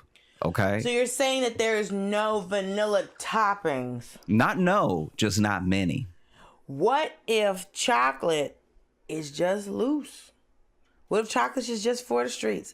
What if chocolate is doing too much? What if chocolate... Chocolate's doing too much. No. You are not going to call my delicious mocha, my delicious dark, my delicious milk. You're not going to call all of my chocolates hoes. That's not what's going to happen. I'm just saying that it had to be so versatile because it could not focus. We need to sit down and pray for your loose, your plain, your basic vanilla. That's what we need to do. What if chocolate is doing all of this because it couldn't there's no refinement, okay? Maybe it's giving you, maybe it's McDonald's, okay? Maybe it's McDonald's. Maybe it's out here just throwing anything. You need to slow. You need to slow where you're going right now because you're about to crash. All right, I ain't got to do you're about to crash. You sound, as someone who was the tomato soup, you sound like the tomato soup right now. Don't you because dare. When you say, but I know chocolate is still chocolate. I know chocolate is still chocolate. I'm not finna sit up and say that. Listen, salsa will never be tomato soup. Okay. When chocolate will always be doing all of this out here. Okay. When you say that, what if chocolate is McDonald's? Please remember. Please remember. What flavor a McFlurry is and is vanilla. Only vanilla. And then you just add stuff. It's like a Blizzard at Dairy Queen. It's a base. It's giving what it can do is it can give you other things. Or it could just be an ice cream cone. One of the first time as a child that you was able to use a machine, from the first time you saw an ice cream cone coming out of a machine, it was vanilla or vanilla chocolate swirl. but it was vanilla day one, baby. Vanilla been here since you had teeth. That's simply not true. It was vanilla or chocolate or the swirl. Hey, you out here? So your machine had 3 nozzles. Congratulations! Look at God. And look, I know what you tried to do. You tried to get me to go off the rails, and it's not going to work. No. It's Listen, not going to work rails because the rails are fine and established. All I'm saying is you are really coming at me like you own Hershey's, like you own Lindor, like you own all of it. Don't mean nothing to me. Okay? No, name me one of the vanilla companies. Go ahead. What you mean? What do you mean? What do I mean? You just started rattling it off. Chocolate companies. Tell me those great, beautiful, powerful empires of vanilla. What? They don't exist. Madagascar, baby. The country? It's their... You said empires. That is their... McCormick, okay? That's who's out here giving you vanilla. But this is the thing. I named chocolate companies. You've never had... You can buy vanilla beans, right? Mm-hmm. And do whatever you need in your life. Okay? Mm-hmm. Mm-hmm. You can't go pick up a bag of cacao beans. That's not happening.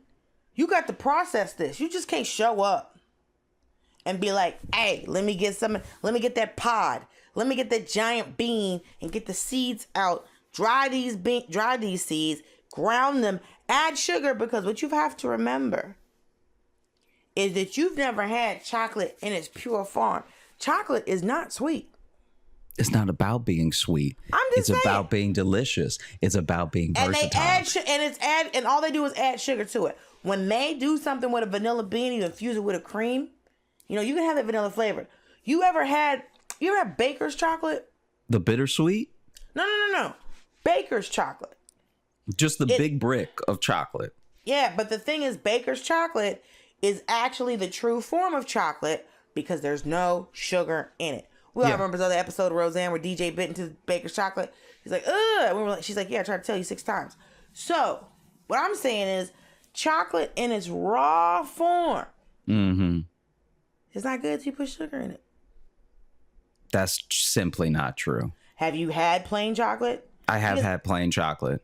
And I've also had the darkest of dark chocolate from... They still put sugar in it. No, I know, but that one, when you go to like Ecuador, you go to these countries that do the 95%. So for you to prove this point, you had to go to Ecuador?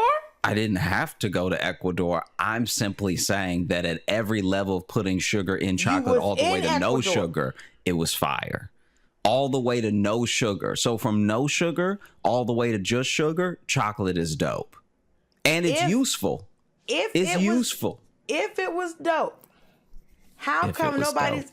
If it was dope, chocolate with no sugar. Why is that not something you can really... Like, other than like big ass brick or Baker's chocolate, which also looks stepped on. No one's... Because dark chocolate... Because like they've given us dark chocolate, given us milk chocolate, given all those things, right? Mm-hmm. So dark chocolate is chocolate that has no milk in it. Is that what dark chocolate is? Like no, dark chocolate has less sugar, almost no ingredients. Like when you see the percentages of like the cacao in it, that's when you know it's like truly not only just quality but also healthier for you, because there's almost no ingredients at all. The only ingredient will be what they put in it with the mix. So if you have like a matcha dark chocolate, you'll read it and it'll say like the bittersweet chocolate, the matcha green, and cane sugar will usually be like one of the last ingredients, which means they put the least of that in there. They let these people put grass in this chocolate? You can put anything in chocolate. What about matcha? Yeah. Tastes like grass. I've had it and they made it very good. It's grass. It's very complicated to make, but it tastes like fresh lawn. Because your vanilla is like a platform. You said it yourself. It's a carrier. No one's making money off it. Okay, I'm not making no money off of this vanilla. You're not making no money off of this vanilla. So you're making no money off this chocolate. Okay. Then vanilla in general is like a carrier. It's a platform. It's like an elevator floor. All right. But it can also... Chocolate is the whole house. No, it's but the whole thing is, house you're in. But vanilla can be at. Listen, when you look at these specialty flavor ice creams, chocolate is not always the base. Because if you put a bunch of stuff in a chocolate ice cream, it just tastes like chocolate ice cream. Right? But vanilla, throw a little caramel swirl in it. Throw a little fudge swirl. Hey, do both. You're an American. Nobody can stop you. You're awful. So, out here throwing all kinds of things in this ice cream, right? Because it's a collaborator, okay? Chocolate is a bully. It's pushing all other flavors out the way. Like, this I is do insane. This is wild. Hey, I'm telling you, as someone who's been where you are right now, this is a mirror, okay? I'm trying to help you the way you tried to help me. Chocolate is a bully. Okay, it's sitting up melting in your hands, getting all over your face, making you look like that you ain't a college graduate. All right? But why are there so many chocolate candies and there aren't that many vanilla candies? We've already established that bars. Because of the nature of the plant. For the same reason that there's orange juice and not pine juice. There's no flower, like you get juice out of fruit. We're not asking plants that don't have fruit to be juice. So wait, what was that apple juice versus pine juice thing? You're saying that there's no vanilla bars, and there's no vanilla bars because of the nature of vanilla. And now I'm asking why there's no vanilla. There's no vanilla M&Ms. There's no vanilla. You know what I'm saying? Like loose candies. Because it is a flavor that comes from. Think of it like more like a herb, because it's a plant that gives you a flavor. So like your bay leaves, oreganos, stuff like that. So you're not going to get the same things out of vanilla that you get out of chocolate because of the nature of the plant. You can't squeeze vanilla and get oil. Like you can't get oil out of you can get soybean oil, canola. I still don't know what a canola is. But yeah, I've never met a canola. I've never seen her in the streets. I've never seen her out here working. She does what she does, right? Yeah. But also sesame oil. What a tiny seed. Giving us flavor. Giving us flavor, bro. Like I remember the first time I had something with sesame oil in it, I was like, I think that must have been the devil, because that was just too much flavor hitting me all at once. That was insane.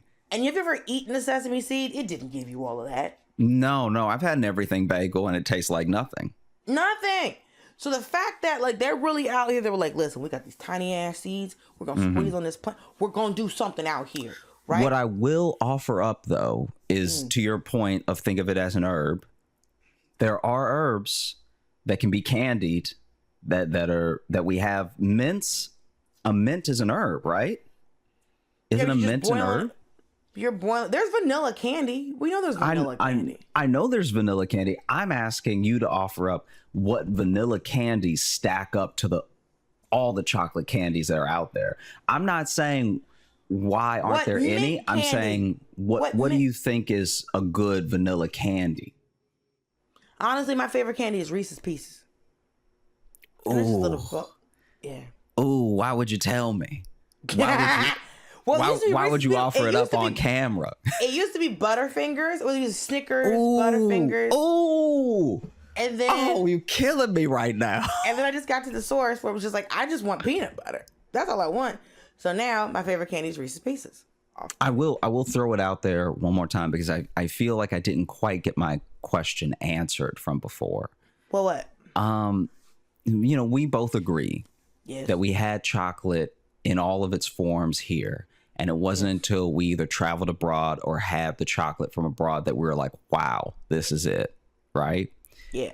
I'm asking why you think that the vanilla that we have isn't better in other places. I'll offer it up, extend the olive branch. I've never had Madagascar vanilla, but I also haven't had any vanilla that was better than the vanilla I grew up with. And that's where the refinement is bumping me, because you talk about refined sophistication, can't be everywhere, can't be doing everything. But then when it's doing any other thing, it tastes just like it did when it was doing the other stuff. Wow. So did you ever have the vanilla Tootsie Roll? I did. When Tootsie Roll came out with flavors, now I can say Tootsie Roll don't do chocolate that great. So no. I was not impressed, but I can tell you it was the strawberry one that they did. The strawberry, the orange is pretty good. Banging. I think Tootsie Roll has really just missed the mark. Like, fuck it. Just roll it. Should have been flavors the whole time. Should have been flavors the whole time. I would agree with that. I have no problem offering up that not every chocolate company is doing chocolate to the degree that it deserves. Right. You know? But I just don't know what vanilla is doing. I feel like vanilla is the flavor of the 1700s. You know, it's just it's time has passed. I don't think its time has passed. I think it's still giving us, because there's like, you know, we've got vanilla fudge, we got other vanilla candies, you know, little cream savers. That's vanilla. Vanilla fudge. I was surprised about it. Also, I realized vanilla is like, fudge is too much for me sometimes. Mm-hmm. So I can always get down with fudge. Now, is every fudge chocolate? No. You can have like the toffee fudge. Remember when toffee fudge. Yeah. You have different flavors of fudge. I thought fudge had to be chocolate. Until I went to college with a lot of white women, and they were like, "Oh no, girl, you can make fudge anything." Because there's peanut butter fudge. You've had peanut butter fudge. Yeah, I've had peanut butter fudge. I just assumed that there was a little bit of chocolate in it. Now, I can say I don't know what the hell fudge is, truly. I saw a girl make it in the microwave just seems sometimes. congealed Something. of the thing that you're eating. I think there's condensed milk in it. I think there's a thing. You can make fudge different. I've had peppermint fudge, all kinds of fudge. Because, you know, we've all been to a mountain town. And been to a, oh my God, I just had the word for it. General store. But yeah, I'm just saying that, like, no, there's not a lot. I don't know there's a lot of mainstream, out here every day, vanilla candies. No, that's not a thing. While chocolate is everywhere. But Maybe it's the demand and they have to up the supply. What are you talking about? Chocolate? Yeah. I think that vanilla, maybe it's just not in demand like that. So then they get by how they can get by. You have to get it how you live, as they say. So you're...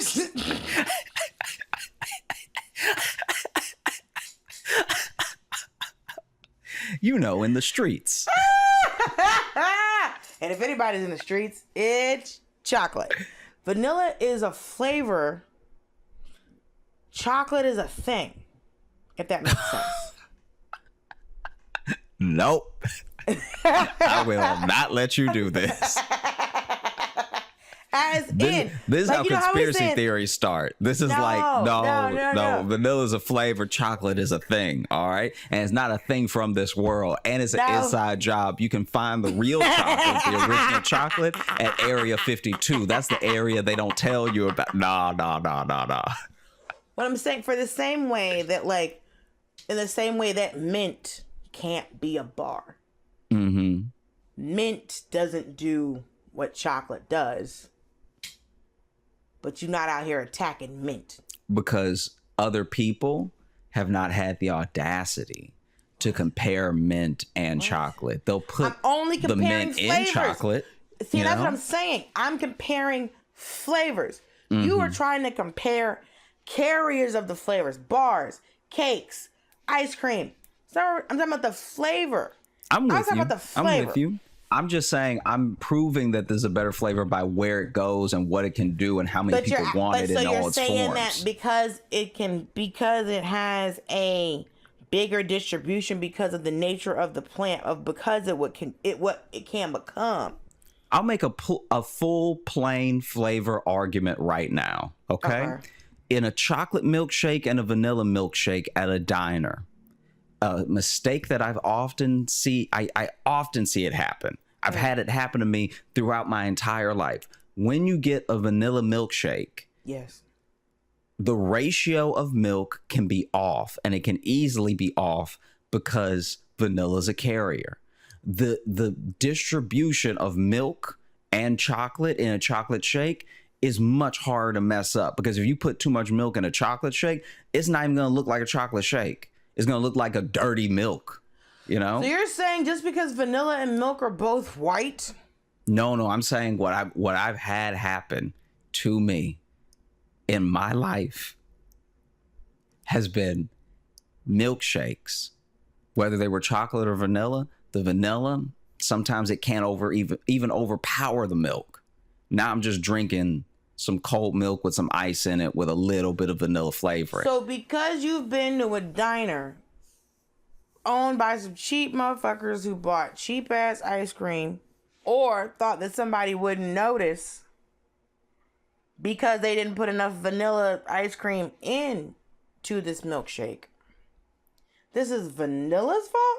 Because I've had some very amazing vanilla milkshakes, but honestly, my milkshake of choice is strawberry or a cookies and cream. Or have you been to the Chick-fil-A and had the peach? the peach one. Oh, the lemonade one? The frosted lemonade. Yeah. Or a mint cookies and cream shake. Mm-hmm.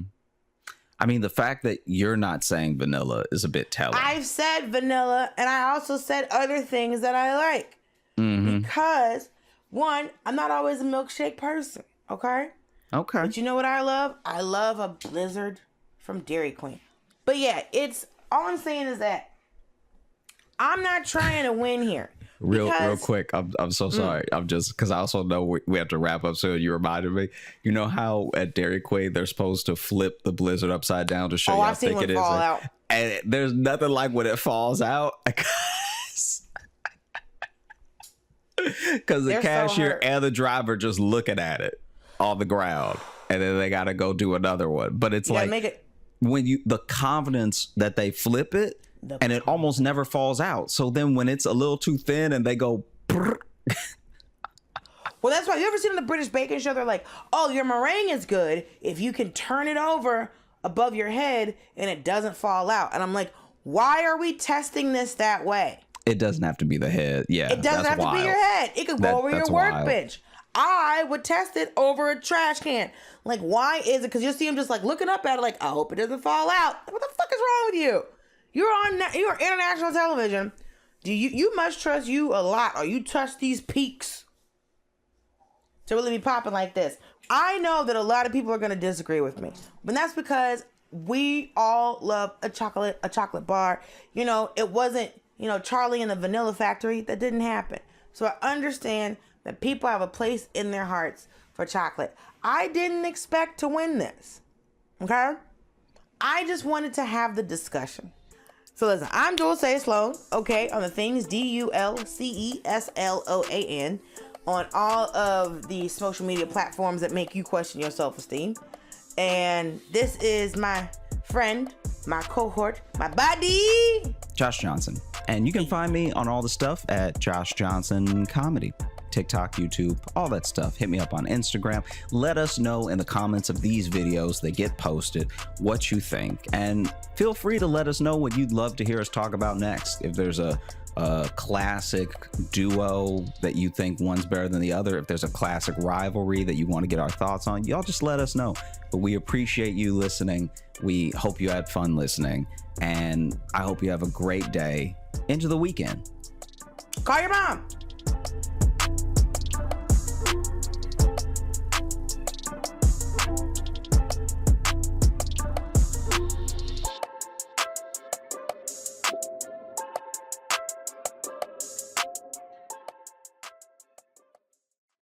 Give it up for Josh Johnson.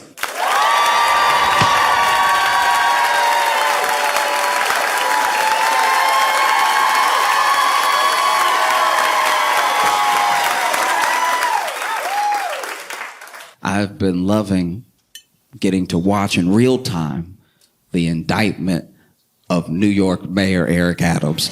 This dude sucks so much. It's so bad. This dude sucks. I don't know who your mayor is, but be glad it's not Eric Adams. This dude is the worst. He's so corrupt. And it's like corruption. This is what's disappointing about Eric Adams' corruption, is that it's like petty. Do you know what I mean? We expect politics to be corrupt. It says a lot that we do, but a part of us, do you know what I mean? And what does that say about us to a certain degree? I think about that a lot. What does that say about our expectations, that we expect corruption? You know what I mean? At lots of levels, you know? City councilman did this thing, president did this thing, whatever it is, we expect it. And then when people run, we don't really believe in them. Maybe if someone can make us believe in them along the way, that's the person that we vote for, because we're like, wow, this person's different. But different from what? The expectation is corruption, you know? And he's corrupt in a way that's truly disappointing.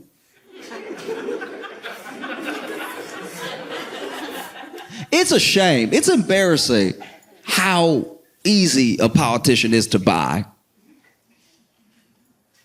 You could lease a new Subaru,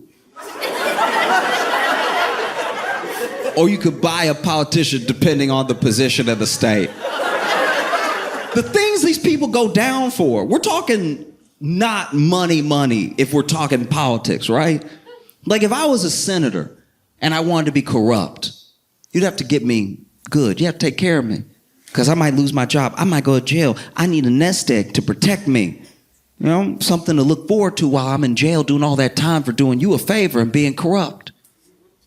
Like, that's why I don't agree with it, and I'm glad he's going down for it. But Menendez makes sense. He took gold bars. That's cartoonish corruption.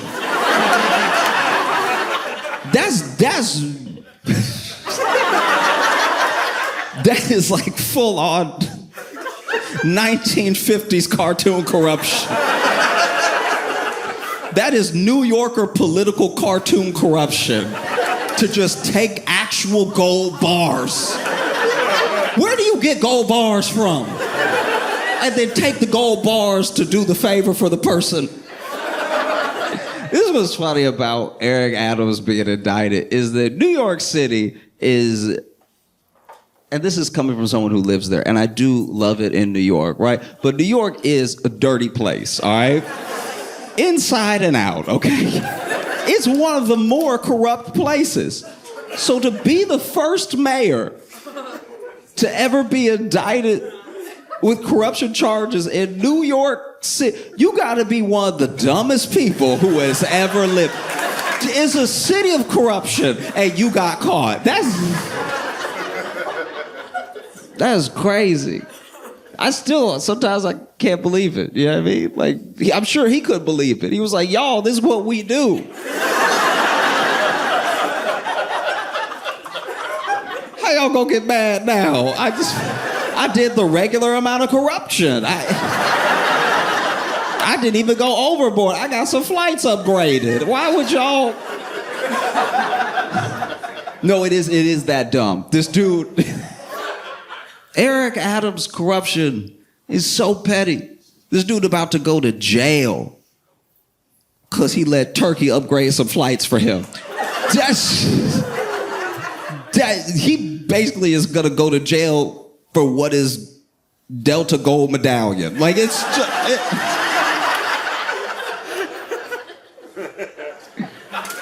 It's very petty.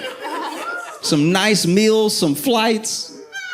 That's great. That our mayor, New York's mayor, all it took to buy him was just treat him like a bad bitch for a night. Like, it's... Do you know how embarrassing that is? Do you know how much money is in New York? I need at least 6 skyscrapers to be as corrupt as Eric Adams. I'd be like, take care of me. No, I need land. What are you talking about, a flight? A flight where I might fall asleep and miss my corruption? No. Because you know, sometimes you get upgraded by your airline, you get all excited, you like, oh, I'm sitting in, got the extra leg room and everything. I can kick for no reason and stuff. And then you wake up at the destination and you're like, dang, I didn't even enjoy the free glass of champagne and orange juice. That's his level of corruption. It's so dumb. He sucks. But Eric Adams started as a cop, right? And I actually watched this video of him. It was a very entertaining watch.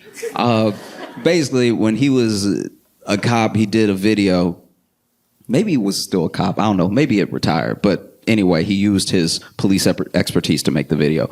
And it's basically a video where he shows parents how to search their children's rooms for drugs and guns, right? And the thing that's amazing about it is that clearly one of two things happened. Either Eric Adams told whoever was shooting the video to just go fill a room full of crack,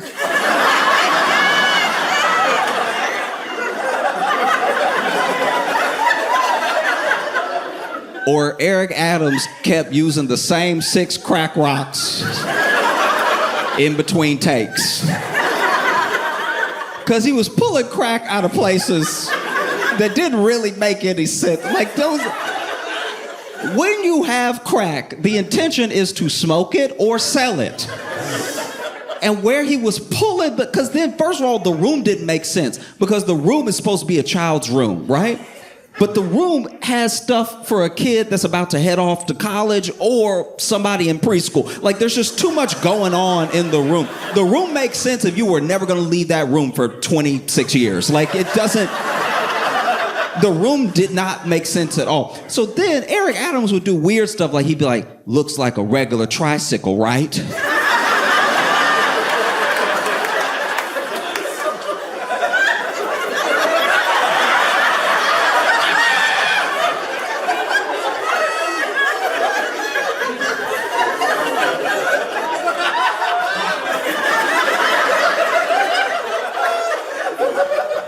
But if you pop this tire right quick, you pop this tire, pull it out, what do we find? Crack cocaine.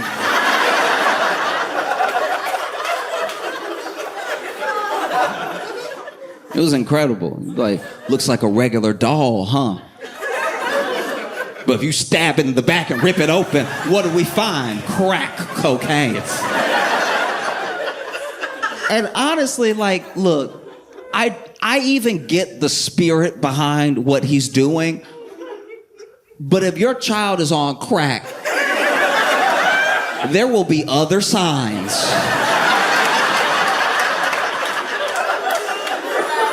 Besides a heavy tricycle wheel.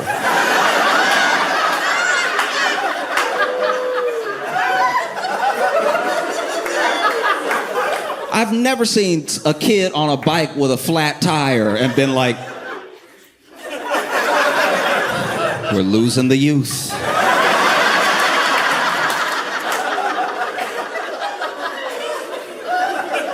It's insane. This dude is over here going, a simple jewelry box.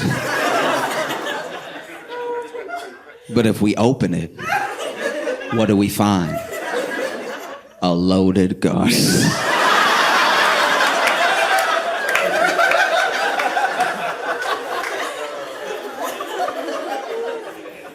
A pillow? You gave your child a pillow? And thought that they weren't gonna do the worst with it? You reach in that pillowcase, what do you find? A Glock. My favorite was standing near a bookcase. And he didn't say these words exactly, but the feeling that I got when I was watching him was just, you think your child reads?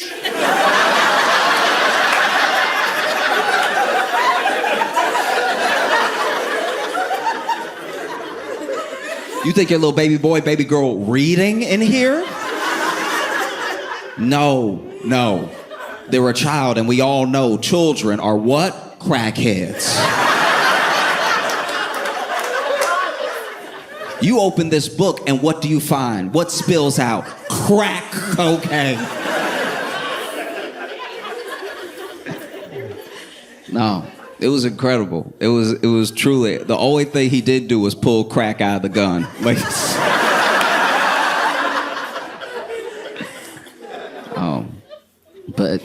and I can't stress this enough. Eric Adams is like terrible. He really is. Like, he really is. He's the worst. It's so bad. He sucks. He sucks so much. You should be so glad he's not your mayor. Like, that's. Oh man, I'll be honest with you. I didn't do the research. I don't know who your mayor is. I just know it's not Eric Adams. So you got 2 legs up on New York City. This dude, first of all, when he was running, he was corrupt. This dude was running. And he was already doing stuff where we were like, if it's not illegal, it's weird.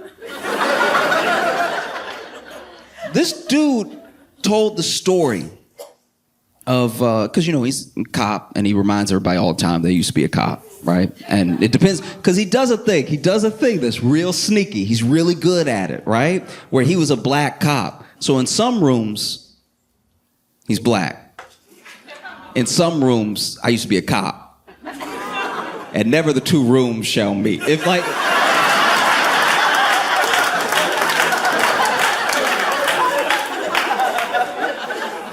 It's crazy. Okay, so this dude, when he was running, would tell the story of a fallen officer, right? His friend that he loved dearly, who died in the line of duty, and he loved his friend so much that he keeps a picture of him in his wallet with him all the time, right? And it's a heartwarming story because no matter your feelings on cops, no matter your feelings on like the criminal justice system, I think everyone can understand what it's like to lose a friend, right? You can understand what it's like to lose, especially when you lose a friend when you're both in danger. Maybe you both were in the military together. Maybe you're both cops. Maybe you served in some way and then you lost your friend. And no one's gonna know what that was like except for people who it also happened to, right? And he kept the picture in his wallet. Except the picture in his wallet that he showed people was printed out by his staff members, and they threw a little coffee on it to make it look old. And that's before he did anything illegal. This dude is the devil. Like, he really sucks. This dude, I don't even know how he won. He doesn't live in New York. You know how usually you have to live where you're the mayor of? I'm not gonna make any assumptions about your mayor, but I'm assuming they live here. I imagine your mayor doesn't actually live in Illinois. That would be weird, right? To come over and be like, hey, I'm here with y'all. We're in this together. I'ma go, though.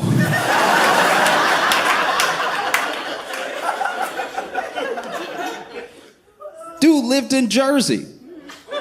And then it got outed that he lived in Jersey. And so at the last second, he had the New York Times try to help him cover it. And they did a profile of him at his house in Brooklyn that he was clearly walking into for the first time. This like... This dude walked in. You could tell he had never been in there before. He over here like, and as you can see, my wall. If you don't have one, you gotta get one. All right, these walls are fire.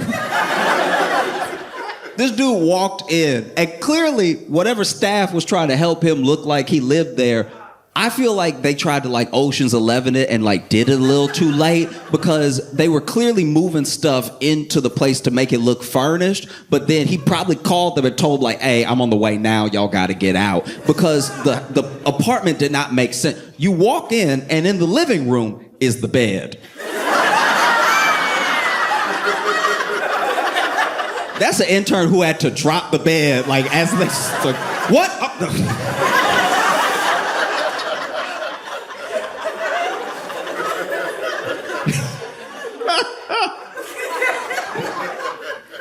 And then, they go, he opens the fridge because he really tried to do this MTV Cribs for the New York Times, right? And so then he opens the fridge and he's like, blat out my snacks, right? And there is way too much meat for Adams to be a vegan.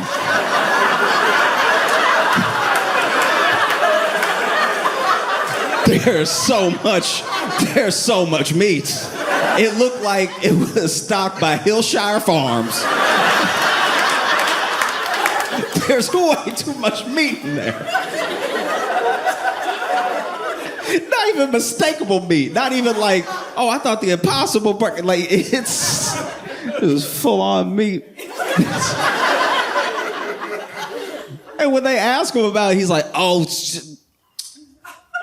my son be sneaking in, you know what I mean? Because you know how when you have kids, as parents, you know how when you have kids, they sneak into your home and leave food, you know what I mean?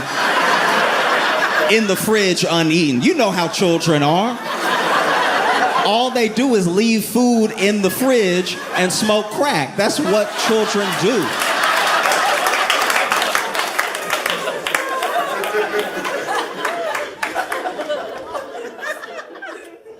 This dude is the worst. This man brought back stop and frisk. If you don't know what stop and frisk is, it was practice in New York where basically the police could stop you at any time and frisk you, check you for drugs and weapons and stuff like that. It was very popular under like Giuliani and stuff, but it was like found to be pretty disproportionate because they would just stay in one place and check everybody there.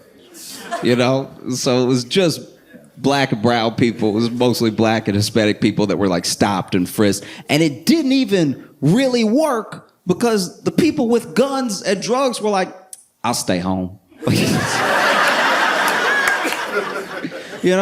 They found when they did studies on it that, more often than not, it was men, over 9% men. So it's like 99.3% men of the stop and frisk. And then also in the 90s were black and brown people. So it was like, I think like 5% white, right? Which is just go all over New York. You're allowed to stop and frisk. Just stop and frisk everywhere. Just do the Upper West Side. Do you know what I mean? Just be like, hey, what's in the briefcase though? That could be full of anything. But they didn't, so it was found to be like an unconstitutional practice. It was found unconstitutional in 2013, and the New York police like disbanded fully in 2020, and then Eric Adams brought it back. Which is odd, because this is my thing about Eric Adams, and what I mean about that chameleon move that he does is that Eric Adams, I don't even know the exact particulars of the story. All I know is that he was arrested when he was a kid. Some people say he was a member of a gang himself, right? And that he, got beat up by the police. He tells this story of being a victim of police brutality at like 14, 15. Him and his friend got caught. They had done two things. I think they had stolen some checks or something, and they stole something else, and it was when they were trying to cash the stolen check they got caught, and basically they got beat up at the police station.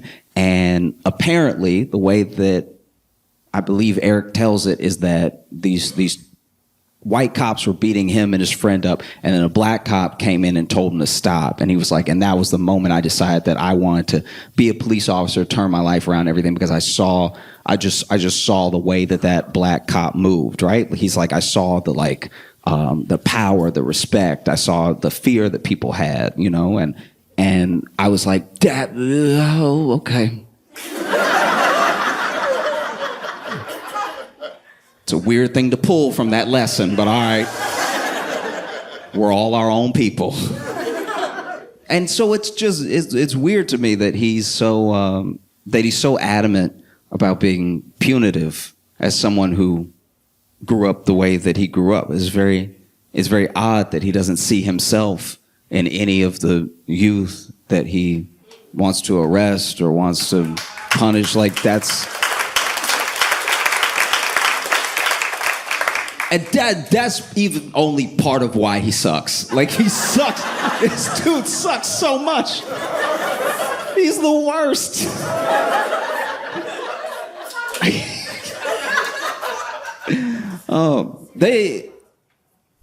They opened the investigation into Eric Adams the way that the feds do, which is quietly. You know what I mean? The thing that's scary about the feds is that they always get you. Their conviction rate is in the 90s. So it's basically done. Like, do you know what I mean? Like, when they show up, it's only a matter of time, right? And the feds opened an investigation into them, and this is like a year ago, that they came through and they were like, hey, we're gonna need everybody's cell phone. Your whole team, right? Which is already not great.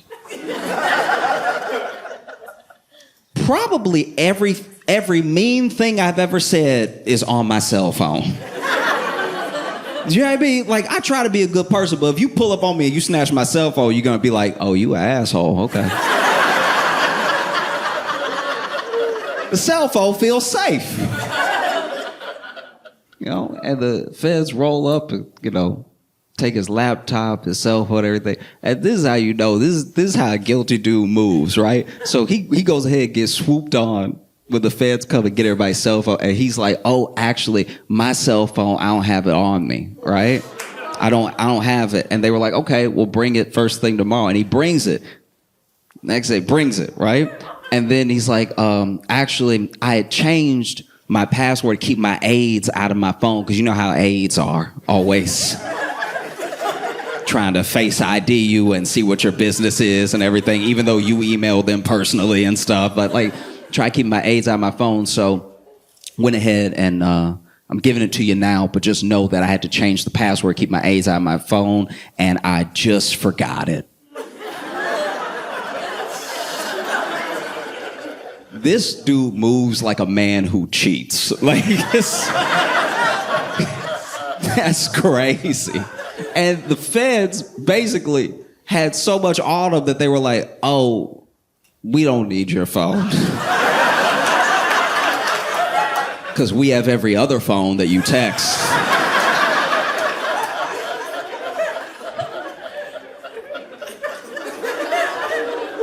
Ooh. There's even instances of Adam's aides knowing things were illegal and then being like, y'all, this is illegal. They said it in the text, but y'all, this is illegal. I don't think he'll want to do it. And then, you know that text bubble? He'd be like, hey, this is illegal. I don't know if he'll want to do it. And then the person from Turkey or wherever would be like, are you sure? And then the text bubble.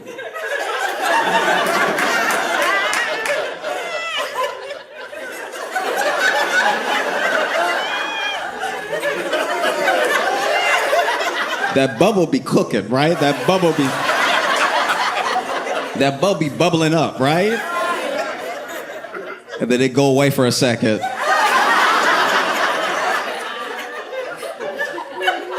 And then it come back and be like, never mind, he's down. The amount of times that his aide said to other people, this is illegal.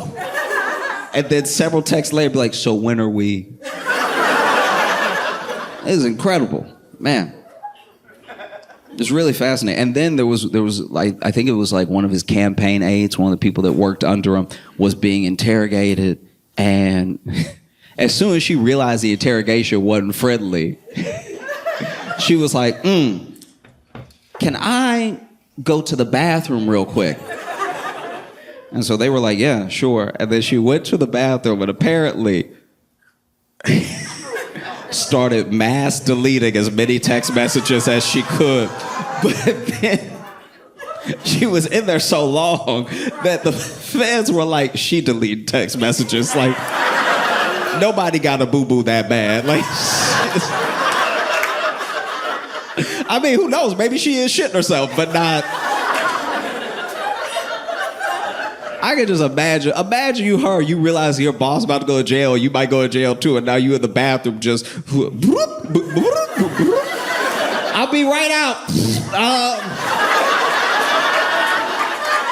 Oh, it's bad. Oh no. Y'all still there? I can't stress this enough. This dude sucks. Like it's like, okay. Maybe one of the funniest things about the whole case is that we don't definitively know one way or the other, but there's a chance that this dude would, like, the last straw that broke everything, that had the roof come tumbling down, that kicked over his house of cards, might have been, maybe, Sabrina Carpenter. Inadvertently. I don't know if you remember, but Sabrina Carpenter did a music video for a song called Feather, right? And in that music video, she's in a church, right? And she got permission to be in that church. As controversial as everything was, and as much as the Archdiocese freaked out after they saw the video and as upset as people were, she got permission, right? She did the right thing, and she asked, can I do my video here? She didn't just run in and be like, quick. She did everything by the book, right? And the person that allowed her was a Monsignor, right? This Monsignor gave permission, shooting the church and everything. And then when the video comes out, obviously the Archdiocese is all upset and stuff. They're like, nothing provocative or sexual should be in a church.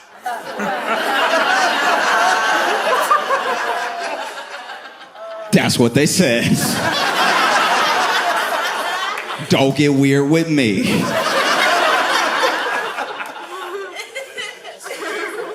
And so then they demoted the Monsignor. That's how mad they were, you know? They didn't fire him because I guess it's impossible to get fired at a church.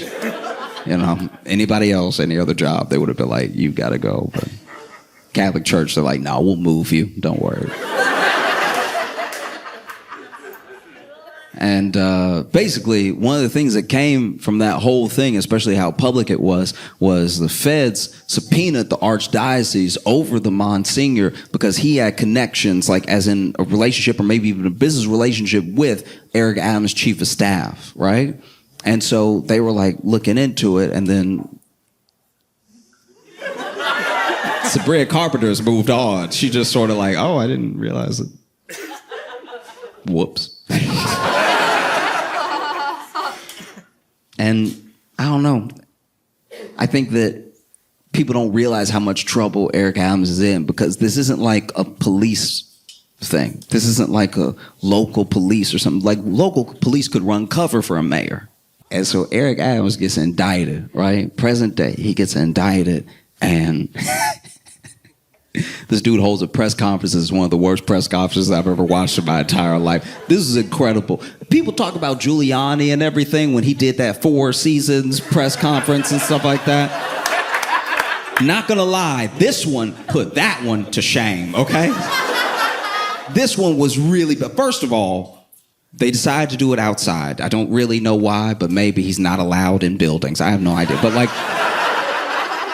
but they decided to do it outside, and they had a tent up because it was raining. But Eric Adams and he does this a lot. He does this in a way, this is one of the reasons I can't stand Eric Adams. This is one of the things that makes him suck, right? Is that whenever he's in trouble, whenever he needs something, he's very, very black. You know, and so now that he's in trouble, he has gathered around him every black person that will stand next to him, I suppose. And so he had everybody. He had so many people that they couldn't all fit under the tent. So now there are some people getting rained on halfway, just trying to lean in, everything. Do the one-sided thing.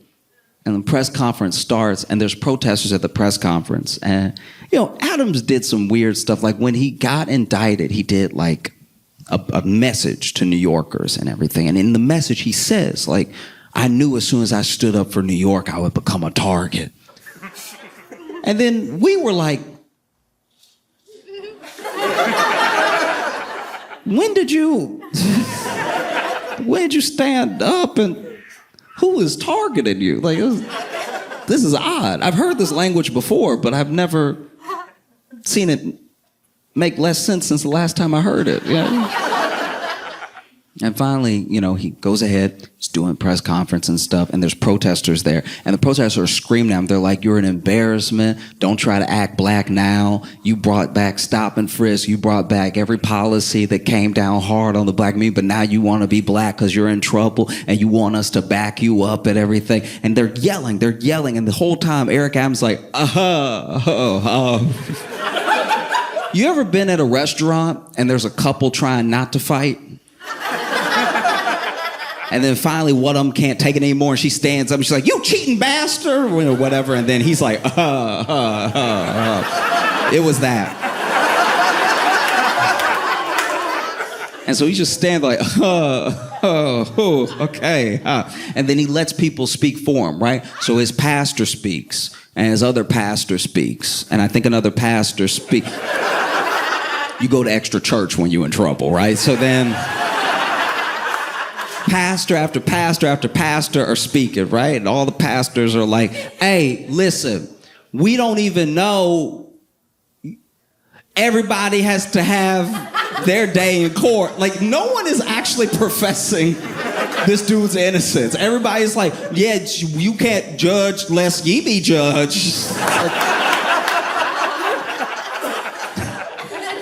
And once again, remember, I told you it's one of the worst press conferences I've ever seen, because not only can not everybody fit under the tent, and not only are the people not making a convincing argument for Adams to be innocent, which is what we would very much like our elected official to be, right? This one lady gets up there, and she's been the loudest against the other protest. She's like, shut up, let him speak, blah, blah, blah, right? And so it's her turn to speak. And then she gets up there, and she's like, good morning, New York! Like, she's just trying to shout everybody down. She's like, I've known Eric Adams for 40 years! And she's just screaming, right? And he is completely... And then the mic starts going out. Completely...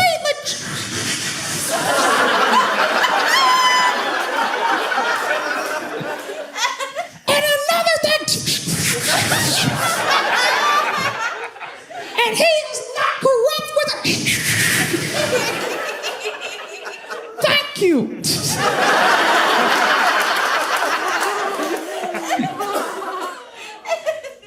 And then the dude went up there, and I don't really know what his position was. I don't know. He might have just been a black dude Eric Adams pulled that day, because this guy gets up there and he goes, good morning, New York. Good morning, New York. I've known Eric Adams for years, and he is, for 64 years, he has loved and served New York, and we cannot throw away 64 years over 5 indictments. He is 64. And I was like, where's the logic going here? You want that dude to be innocent because he's 64? Like, is that... There's no way he served 64. He just is alive for 64 years. But this dude was slick with it. He was like, do not throw away 64 years over 5 indictments. Nobody gonna kill him. Like, what are you talking about? Throwing away 64, we're not dating him. He got indicted. Do not throw away 64 years over 5 indictments. He is 64, thank you. I feel like that's all I do. The Eric Adams was like, probably should let that be a tweet. And then it's Eric Adams' turn, right? And then counter-protesters are yelling. They're like, you're an embarrassment. You're an embarrassment to black people. You are an absolute embarrassment to the city, okay? You trying to make it a black thing. It's not a black thing. It's a you thing. You're corrupt. You're corrupt by yourself. It's not a black thing. It's a you thing, right? This dude's screaming. And he's like, what? Why is anything you're saying different from Trump? You're talking about you stand in the way. Stand in the way of what? You corrupt by yourself, right? And then Eric Adams like, and then he starts taking questions, right? And some of the questions were, you said that as soon as you stood up for New Yorkers, you would become a target. Who do you think you're a target of? Like Homeland Security, or what? There are government bodies that are serving you this indictment. Who do you think is targeting you, and why? And then he was like, that's a question for the federal government. And I was like, okay, not a great start. And then he goes, let me just get something clear right now. All right? And then the mic cuts out completely. It's like, I just want to say to y'all,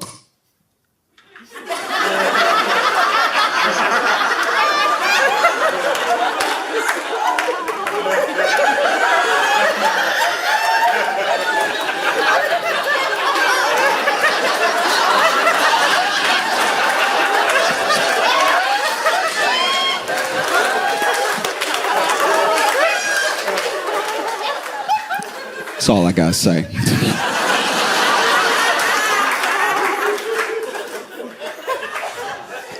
This is incredible, you know? Incredible. I don't know. I would love to see Eric Adams go to Rikers. I mean, particularly because of the terrible job he's done with Rikers. Just so you know, Rikers is a horrific place. It's been compared to Guantanamo Bay. Mainly because most of the people in Rikers, around 85%, have not been convicted of a crime. They just cannot afford to get off Rikers. They can't afford to pay bail and stuff like that. But they sit there until the trial, and the trial is sometimes 8 months away, 9 months away. So they're potentially innocent people just sitting there, rotting in a jail in terrible conditions because they just didn't have money. Any one of us could not have money. Most of us don't have enough money for the things we would like. So that's how close we are to being them. You know? And it's so bad that there's a federal monitor that's like over Rikers. And Eric Adams has worked with Rikers to subvert everything that would have them comply with the federal monitor. Right? It's horrific. And all they've really done is like try to throw money and staffing at the problem, but then money and staffing have become the problem because now Rikers is such a cushy job that there are a lot of people who don't show up for work. So now they really are wasting money because they'll be understaffed on a day where everyone is scheduled and then everyone calls in sick. And then people die at Rikers. People die every year at Rikers. You know? It's absolutely insane. And the staffing... If I'm correct, maybe I'm wrong, right? But last time I looked it up, the staffing was like 2 to 1. No jail has 2 to 1. No jail anywhere has 2 to 1, you know? And so what a poetic thing it would be, you know, for the guy that a year ago gave the key to the city to Diddy.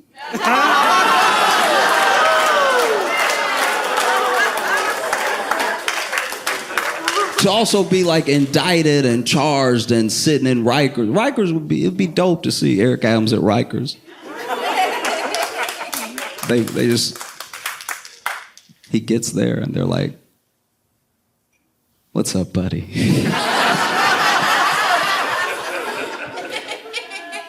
Let's talk. Oh. And so many people have resigned too. So many people have resigned from Eric Adams' administration that I don't know who works at New York anymore. It's a lot of people. People nobody was talking to, by the way. Like people who just are like, I'm just in charge of the library, but I'm gonna go because the block is hot. I don't want these problems.